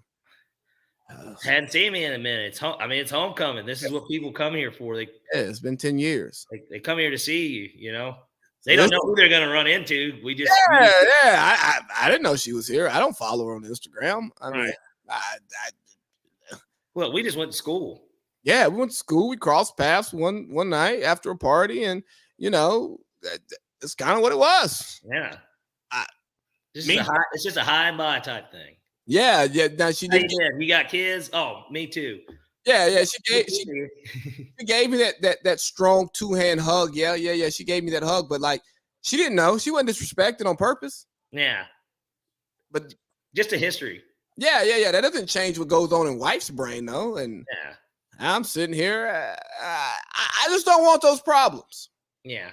And I think too with homecoming, once you've been to one, you've been to all of them. And man, we talked about this on the front end. Our group was so deep last year, and we saw each other like 5 times. Yeah. It's good. And I mean, I see you on a regular basis. You throw in Julian Turner once every 2 months. It's like, Well, and now that was the thing, because he was the only one missing from last year. But then the irony of it all is that he was the only one this year that even went. Oh, did Matt Flowers not even go? Yeah, Matt wasn't there. But it's funny because Julian hung out. I see they're trying to get me. He actually hung out with Matt the night before because he missed his flight. He was supposed to get in town Friday, and he missed his flight. So, yeah. Yeah, I mean, it's just if hardly anybody's there, it's okay. Yeah, it's kind of just whatever. But also, they had the one music fest going on in Atlanta, and I was more into that than homecoming. Yeah. A little Janet Jackson, a little Megan Thee Stallion, Kendrick Lamar. Janet brought out the soul. It was a big week for sure, and that's why I knew it was great because the airport was empty in terms of going through security. Now, granted, I left on a Saturday afternoon, so maybe that's just not the busiest time anyways, but it was empty. My flight, I had no problem. Hell, I got first class. You know what I mean? That's how you know motherfuckers aren't flying on that day. Whenever the first class seats open up for a domestic flight. You had a first class domestic seat open up on your pass? Yeah, so I get first class. Typically more so with the international. I always get first class there, but that's because there's nobody can afford that shit. They're $3,000 one-way ticket. Fucking suck my dick. You know what I mean? So those seats are typically open. But the thing is, with domestic travel, people will buy those seats, and then on top of that, there are more frequent flyers who they give those seats to that get the free upgrade. So I don't ever truly expect to get it on a domestic flight unless it is an empty flight, which those don't exist. There's not too many of those. But every once in a while I get first class, but that's how I knew everybody was in Atlanta this past weekend too, because I'm like, okay, because nobody's going anywhere else. They're coming here. Yeah. Yeah. Let's see what else. What's that guy's name? Keith Lee. Oh yeah. He exposed, according, if you let the internet tell you, Beyonce's internet, that is, he exposed Atlanta's food scene. Hey, I got a question for you. When do we give the internet to Beyonce?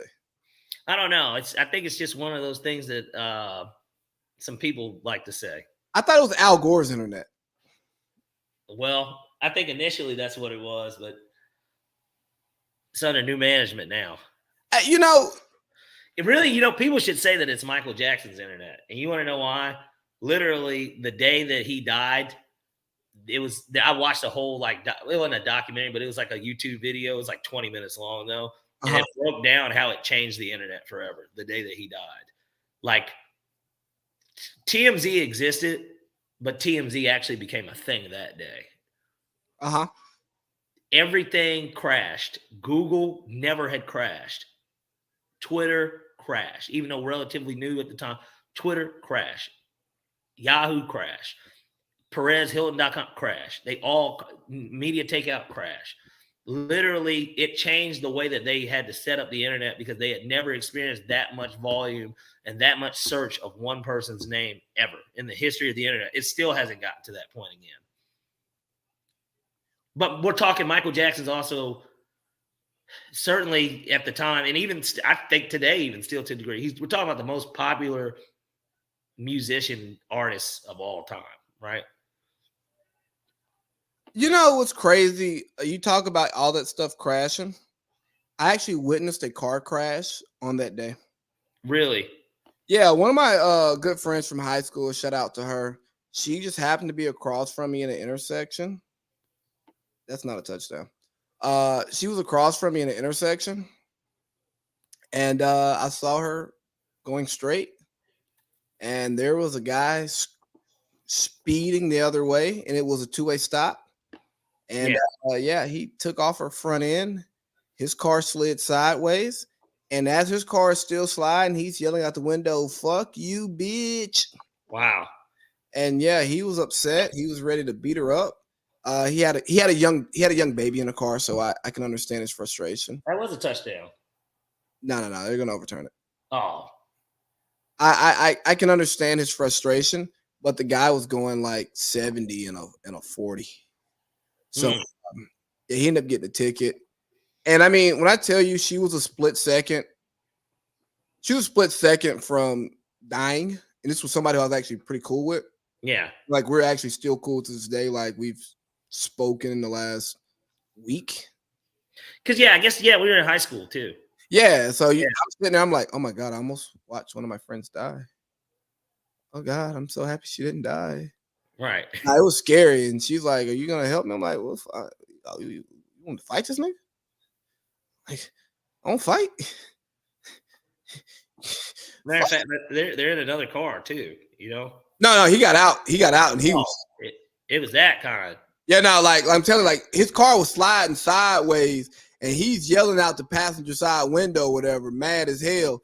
And then he as soon as that car stops, he climbing out that bitch ready to rumble. Yeah, it was on. Yeah, but the police got there quickly. Yeah. Good job. More importantly, he was gonna fight a woman.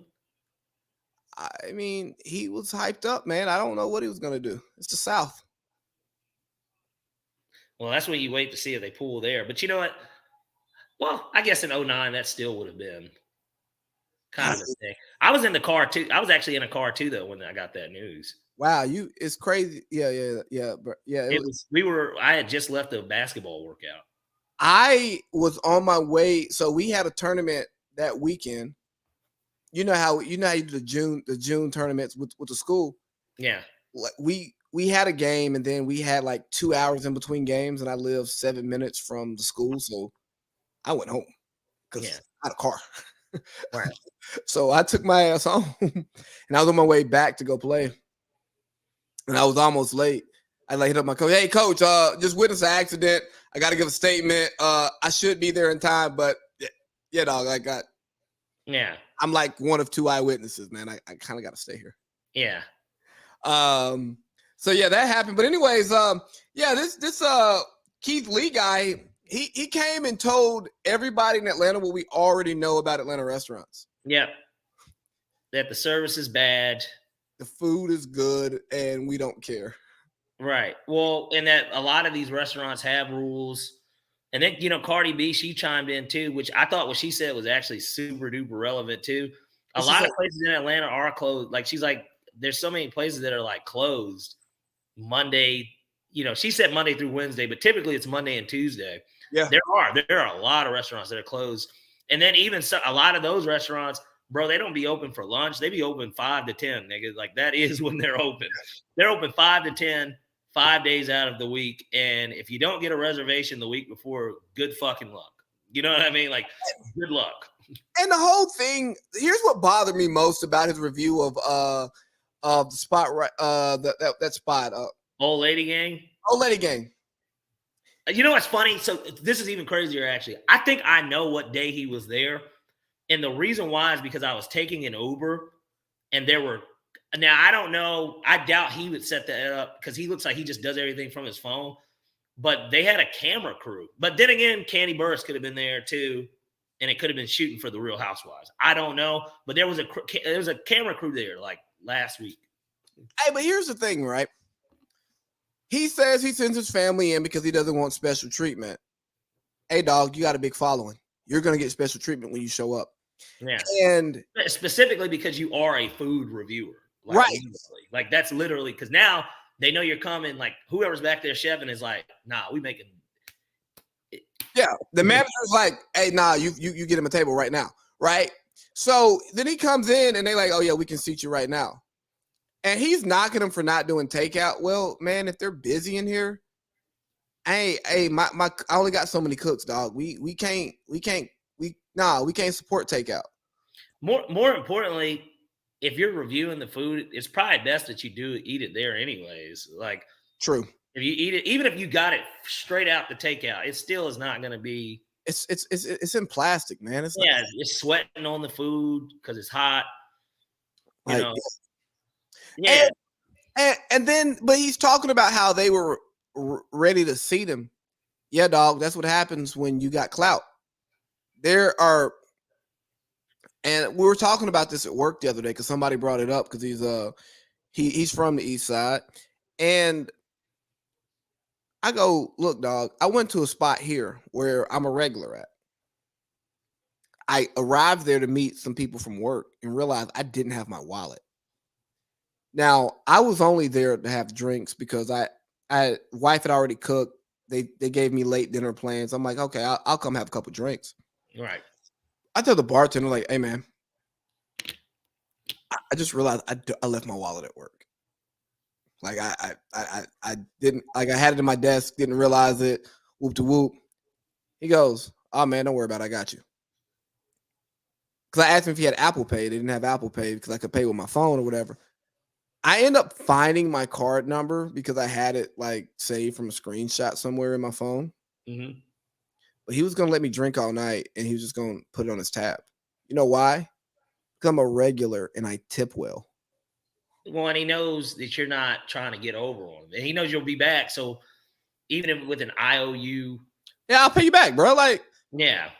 That's what happens when you're a regular somewhere or you're somebody that's your service is valued by the institution. And I get it. Every customer should be valued, but they're not. But by the way, Devin Booker's playing tonight. Did not know that. Good for him. I just thought it was nasty that he acts like him getting special treatment is a knock on the restaurant. And then he ends it with saying, hey, don't take what I say. You should go experience it for yourself. Right. No, you just shitted on this place. Why the fuck would I go there? Right. You didn't eat the food. You didn't even you weren't even there long enough to validate whether or not the bad service is worth it. Right. You're really giving us this empty review on the service and not the food, but then you're telling us to go see for ourselves, and it's like, well, why would I want to waste my time to go someplace that you can't even validate food wise, but I do know that I'm going to get bad customer service? Why would I want to check that out? Like, and that's another thing that I don't like about food reviews anyways. You could catch somebody on a really bad day, and I'm not saying that is why the service should be bad, but it could just be a bad day, like to just try and catch something, whether they're overpacked, like whatever it is. Everybody's experience is going to be different. Yeah. You know, now there are certain stuff that there are certain places that, like you said, if you're a regular somewhere, you know exactly how it goes. Exactly. When I'm here, I'm here. So it don't matter what the fuck going on in here. This guy, Will Levis, blows. Yeah, but it doesn't matter. Penalty. They got a PI? Yep. Or illegal touching something. First down. Little Dwight Howard action. You know he like that. But yeah, just it's interesting how one guy could stir up so much in a food scene that I know a lot about. Now, I'll say this much too. One of the powers of what he did, like I think one of the I didn't see every restaurant that he did. I know that Old Lady Gang was like one of the first places he went. And of course, I've been to Old Lady Gang, but like, it's to me, that ain't Southern food. Like, I mean, that shit's, there are other places that you can go and get that type of food. Candy Burris doesn't want to pay taxes, okay? So she opens up a restaurant so she can put her money into the restaurant and not pay fucking taxes. Right. She has Real Housewives, so she's famous. I mean, she was famous before Real Housewives, but she becomes relevant. I didn't realize how many songs she wrote. Yeah. Her pen is really what got her paid. She wrote like all Destiny Child's music. Like she's definitely heard, but she is relevant today because of Real Housewives, right? Right. So yeah, that's what happens. Like, yeah, but the pen game, nigga, like she wrote Bills. Like, you know what I mean? She wrote that song for them. Boom, boom, boom, boom. And boom, boom, boom, boom, boom. She wrote that, bro. She wrote like an NSYNC song or a Backstreet Boys song, like one of their more popular songs. She has a writing credit. And I didn't realize that Candy Burris was the girl that I knew this by the name when you look at it. Did you know that was her with E40 and T-Pain on You and That? No. Yes, bro, that's her. She's the Candy on that song. There's a girl, I know you want that song. Can you handle this pussy? That's her. Oh wow, I didn't know that. I didn't know that either. I swear to God, I didn't know that. I didn't know that until I literally did get to see the writing credits like that she has. Yeah, I'm looking at her. That's her. That's literally her. Yeah, I'm looking at some of her writing credits. She wrote a song for Ariana Grande. She wrote Bugaboo. Let's see. What other hits did she write? But she's Candy Girl, literally on You and That. That's the craziest shit. Oh, look at Derrick Henry getting your boy some more points. Yeah, I saw that. He's a fucking hog. She wrote Good Love by TLC. Let's see what else. Yeah, no, that's what I said. That's what I said when I thought about, because I didn't really know who she was, to be completely honest. I knew she was a part of Escape, but I didn't know who she really was. Oh, she wrote If I Was Your Man by Joe. Yeah. Look you from the bottom to the top. Yeah. Nothing is familiar than the sounds of me. Oh, golly. Nah, her pen is crazy. Bro, she's got a writing credit for the Baja Men. Bro, she wrote No Scrubs and No Pigeons. Yeah, so this is what I'm saying though. Shape of You by Ed Sheeran. Well, it looks like because of the No Scrubs interpolation, but her pen is nuts. Yeah, basically. I'm just saying that's how she's like really rich. Like, yeah, that's why she opens a restaurant like Old Lady Jane, because she don't want to pay taxes because it's not as money coming. And I got to put it somewhere. Goddamn it. Yeah. I know churches that are trying to do stuff like that, but me too. I tell you what my pops told me about that, like being the trend. No. Yeah, so I talked to my pops about it. My pops is a pastor, and I told him how it made me feel, and he was like, "Yo, that's the thing. Like they're preaching like at these conventions and stuff, and churches are having a larger economic impact in the communities." Yeah. And he was like, "I'm not mad at it." But he's like, "But what is it doing to spread God's message?" I said, "Hey, man, you're the preacher, not me." Right. I love when my dad, like, when we talk about religion and stuff with my pops, I'd be like, "Well, hey, dog, you the preacher." I don't know. How do you throw a negative 8-yard pass? Your name's Kenny, and you're Kenny Pickett. No. It hasn't popped up on my screen yet. That was Will Levis. I'm sorry, same thing. But I'm just trying to see, how does this work? How did this work? Oh, they ran a trick. Hey, Paulie P, I got a question for you. Yeah. I was listening to a podcast last night, and Joe Budden had some of the more famous ladies of the night who work at Starlets on there. Mm-hmm. And this chick was talking about one of her funnest nights working as I think a bartender. Apparently the bartenders in New York, they're scantily clad and they shake ass all night. Mm-hmm. I don't know. Haven't done a New York strip club scene. Mm-hmm. Hey, by the way, FYI, now I know that you might not know change, because obviously now that Mariana has left, so I actually am going to be at that game. Yeah, we talked about that. If you're still interested in going up, if it can work, I'm just saying, all you got to do is do a Saturday, Sunday, leave right after the game. I'll see what I can do. Just check it. Just let me know, because I am going to be at it. Just know I'm interested. Her birthday is the next day, but I'm just going to be up there. So. But they were talking about this, and the chick said one of the funnest nights was a money war night. This guy comes in, he takes out like $6K, throws it, buying bottles and shit, or buying drinks and shit. Then another guy takes out like $7K, so he one-ups him. He does like $8K. This other guy goes home and comes back with like $10,000. And long story short, these two dudes don't appear to know each other, aren't speaking to each other. They're just in the club competing. Feels like a Cold War. Yeah, and I'm like, yeah, y'all niggas corny. Is that worse than the thing that was going on, I think, in Houston, where the guys were pouring out the bottles?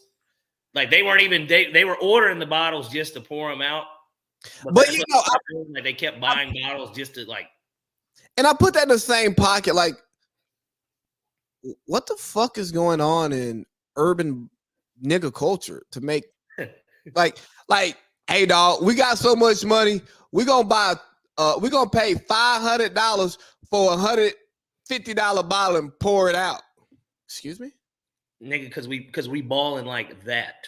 That's like Burna Boy turning down to $5 million to go perform. And smoke weed. It's just like, nigga, are you kidding? Bro, you know you can like fly to a country where you can smoke weed, get high out of your mind, bring you an edible on your flight, and then go pick up your bag, eat the edible right before you perform, and then leave Dubai. And as somebody who's been to Dubai and didn't smoke any pot in Dubai, hey dog, I ain't Burna Boy. I ain't that famous. I ain't that rich. I ain't got them hits. But the way that I was treated in Dubai as just a regular man, I could take 24 hours off the pot. He's an idiot. It honestly makes me not believe the story. And I mean, it could be obviously true because there's so much money over there. But I don't even think Beyonce got offered that much when she did her thing. She did like a two. If you remember, before she did her tour, this was like her like rehearsal, like really. She did like private parties though. Yeah, but I don't even remember if she was getting 5. And I mean, Wayne talked about when he went over there and he was treated like a king. Like they allowed Wayne to do what he wanted on his venture to Dubai. But I want to get it back to the money wars and to like the Burna Boy thing and the Houston thing. I think we can tie it all together. Yeah. Hey, bro, why are these po-ass niggas, generationally po-ass niggas, just wasting money? Like, because it's not theirs. They're scammers. It's easy to spend money when it's not yours.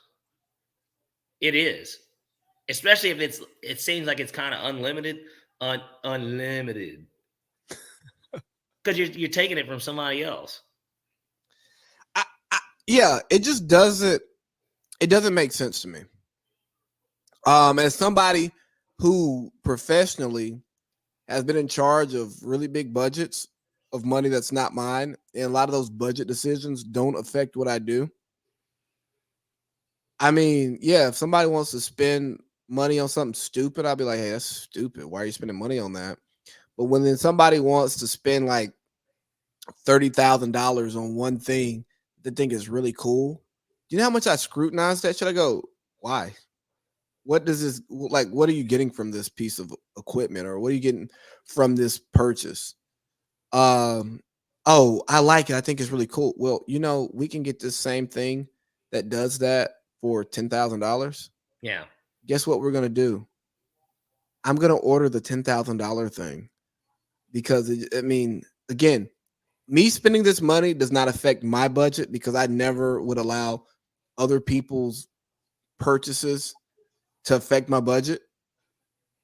And the way we would like, you know, you section the money off for the different commodities and shit like that. I don't want to nerd out too much, but like, hey, are you sure you want to spend your first and second quarter budget on like 2 things? Yeah, y'all niggas gonna need some toilet paper, dog. Yeah. And if you come to me for toilet paper, you ain't getting Angel Soft. If I gotta go into my safety stock, you getting that see-through shit. Right. Well, you mean the shit that breaks up in your hand? Yeah, nah, the shit where you wipe your ass and you got shit on your fingers. that goddamn gas station toilet paper. We on a road trip and you mad you got shit. Well, that is so bad, toilet paper. Niggas like, you know what? I'm just gonna use a paper towel. and I'm gonna try, if it's a 2-layer paper towel, I'm gonna just, you know, try and like yeah. I know it's gonna hurt my ass, but you know, I'd rather go down that route. Like, no. And I also think because you know, I've had some other conversations, right? Because you know, you got like guys who spend like ass loads of money on women for their time and attention and not like their sex. And hey man, do what you do, right? But a lot of those guys want the sex, but they don't talk about the sex. all right. And I'll be vulnerable here. I've definitely tricked off on a chick and didn't didn't convey the message that I wanted in the right way. Because my style is my style. I'm laid back with it. So like if you ain't biting, well, not even if you ain't biting, if you ain't casting a reel, I ain't biting. So Yeah. So it is what it is. But like hey Shorty, I'm not cash apping you though. We just got a good meal, or we went out and you had a lot of drinks, and I'm okay with that. Like, you know what I mean? Yeah. But like spending 15,000, let's say niggas spent 10, 15,000. He's like, let's say 15,000, right? Yeah. He probably spent like closer to 20. What do you get from that? You can't write it off. I guess you get a story. Like, nigga, go buy a Honda. Yeah, I'm guessing that you get a story, but like I said, a lot of times these guys they're not spending their money. So, bro, it's so weird to me. Like, I've spent 300, 350 on a bad date before. But never just wastefully. Nah, Just basically a fuck it. I think the most I've ever spent in a strip club in one night is like maybe $400. Maybe $5 if you throw in drinks. But it was a fun time. It was like I was having fun and I didn't care. Yeah. You know, I went in there with a budget and I didn't go over budget. And I wasn't spending the money to have sex with the strippers. I was spending the money because that's what I wanted to do that night. Yeah. Maybe a bad decision, but that's what I wanted to do. Just having a little fun. Yeah, I don't know, man. It's weird to me. And I think it's a nasty thing in our culture where this whole flexing and showing off how much money you have like dominates what we should do. What you got? The Spurs are just absolutely hammering the Suns right now. It's 39-20. Oh man, they'll make it now look, this is the NBA, right? And Devin Booker and Kevin Durant are on this team that's down. So, but 39-20. Hey, Vasil has 11. Wemby has 7. Yeah. A lot of ball distribution. Jetty Osman has 6. Jetty will pick up too for them getting him. He's a Spurs type of player, right? Yeah. Let me see. Was there something else in black culture that I wanted to ask you about that I thought was stupid? Are we bad black people because we think so much of popular black culture is dumb? No, that's just the reality of it. It is. Because what does it center around? Showing people who don't have money that you have money and you're better than them. Even though you don't even, on the grand scale of things, probably really don't have money either. But it's like, it's crazy, man. Yeah, and it's like, back to like the strippers and bartenders. Hey, man, if you got some good conversation, bro, they're going to like you. Yeah. Like, I mean, you can just tip nice. Yeah, if you tip nice. Come back a second time. Or, see, like, hey, yeah, what days do you work up here?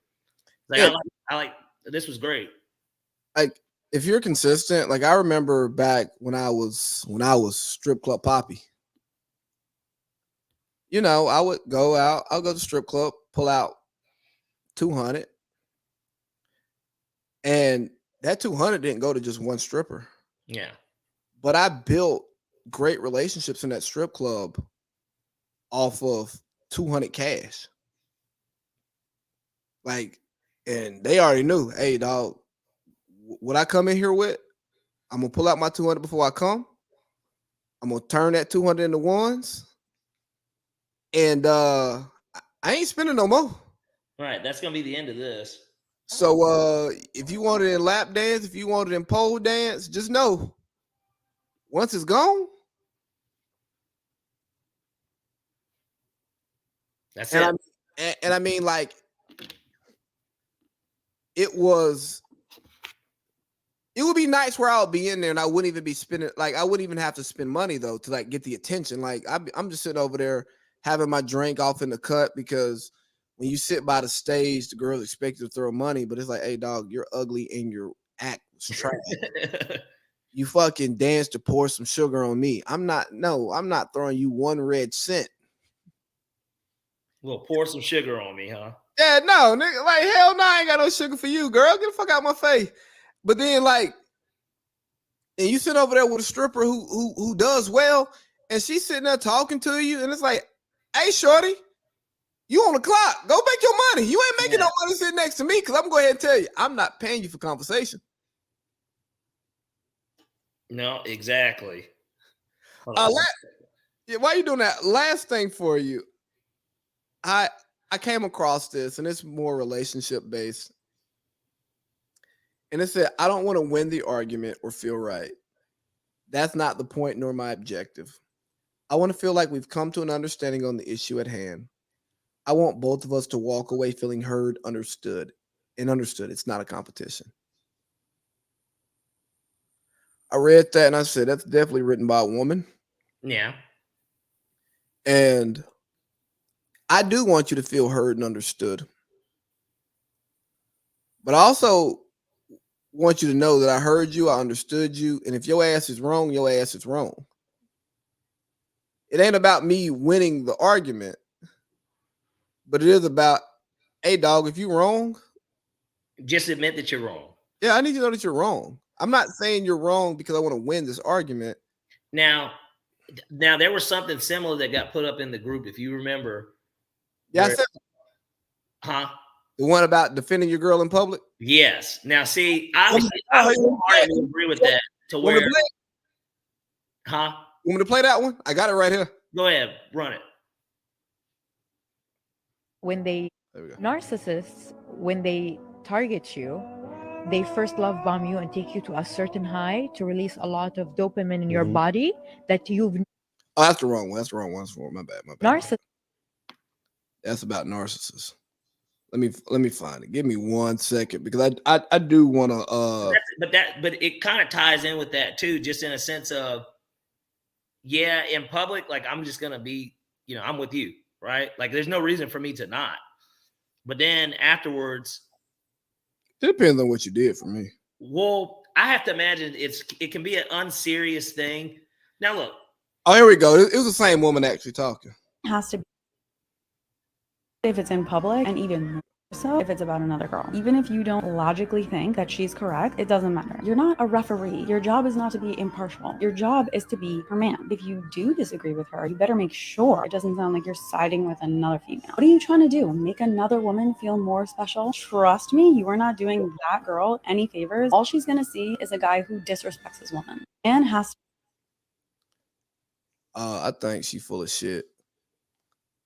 For one, if my wife is wrong in public, and again, I tend to side with my wife in public. It depends on the crowd because public is so. Well, she's saying between two women, but you have to even think what type of conversation would this be about, and what would they be wrong about, or is this an opinion-based thing to where facts can support one opinion a little bit better, but the other person's just swearing that no, that's not true. You're an idiot. Like, and who's the other woman, right? Like if it's me and my guys hanging out with our ladies, oh man, right is right, wrong is wrong. Like fuck all that. Like yeah, if my old lady wrong, she wrong.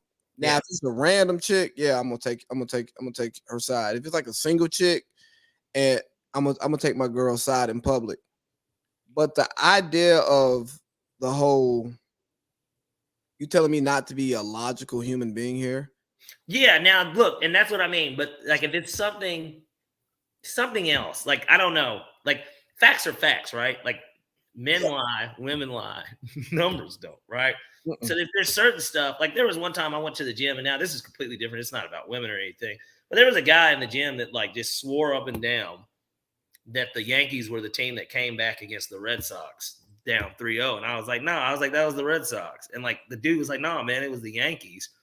And I'm just thinking to myself, nigga, okay. And I just let him have it because I'm just like, okay, I'm not about to sit here and argue a fact. But if it's something that's more of an argument of which side do you take even if I agree with what the other person's saying, like I'm not saying, oh, I'm about to back you. If anything, I might not say anything. Yeah, I'm gonna back. I'm But gonna then, back. I still will later tell her you were wrong. Like, Right. But the whole thing with her saying all you're doing is showing this woman that you disrespect your woman. Oh, that's some bullshit. You must not know hoes. You must not know a woman who wants a man who's in a relationship. right. She don't care about that shit. She don't respect herself. Yeah. So why do you think she care about how much I respect her or respect my old lady? Yeah. No, I mean, these are facts, but like, you know, just in that situation though, like that is one thing that I did kind of agree. Now, the way that she made it sound, I'm like, this ain't about giving no other woman confidence, like, or anything like that. But I understood the logic behind what do you get away from doing that in front of somebody else. Now, like you said, it depends on who it is and it depends on the conversation. But yeah, if it's like somebody random, like I'm not going to side with them, but I will still address it later and let her know. Like, yeah, bro, if we're having one of those weird conversations, even if it's like amongst family, I'm gonna side with Cindy, like in that conversation, or I'm gonna stay out of it. exactly, and that's probably really the way to go, right? And probably the piece that doesn't sit well with women is when they ask me, "What do I think?" Oh man, I don't. Right. Which tells everybody, well, I don't agree with my woman, so Man, what do you think? He's like, I don't. but as a man, you know, side with your woman in public when she wrong. That man, that's all about not wanting to argue. Yeah. Oh yeah, bro. Like, how dare you side with that other bitch in front of me? Like, what you trying to do? You trying to? No, I ain't trying to do nothing with her. You just said something that I thought was stupid, and what she said I thought made sense. So I followed the logic. Right. And that's what I typically do. Is follow the logic. I don't follow my feelings and emotions. Not to say that you did. I just disagree with your logic. It's a woman thing, anyways. I mean, that's what they say, but I'm not a woman, so I don't know how women think, and I'm not going to speak for women.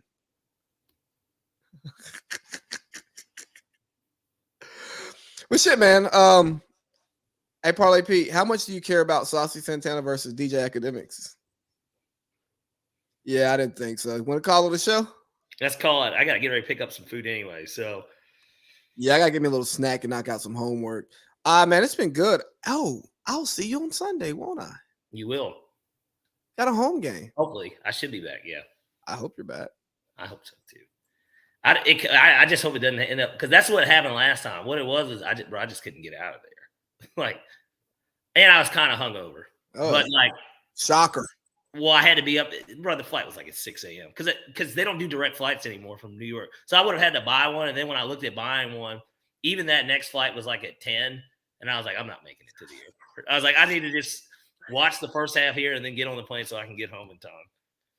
Hey, well, here's the thing. Maybe you take it easy on the sauce on Saturday night so you can get I'm up. not even, yeah. Well, what it is, I'm going to probably have her with me. Okay. Yeah, so I'm not even going to drink. We're just going to go out and get pizza and go to Rockefeller Center. I don't know. Something like that. Oh, yeah, go ice skate or something if they got the ice rink out there. I don't know how to ice skate, but I tell you, I'd be willing to learn with her.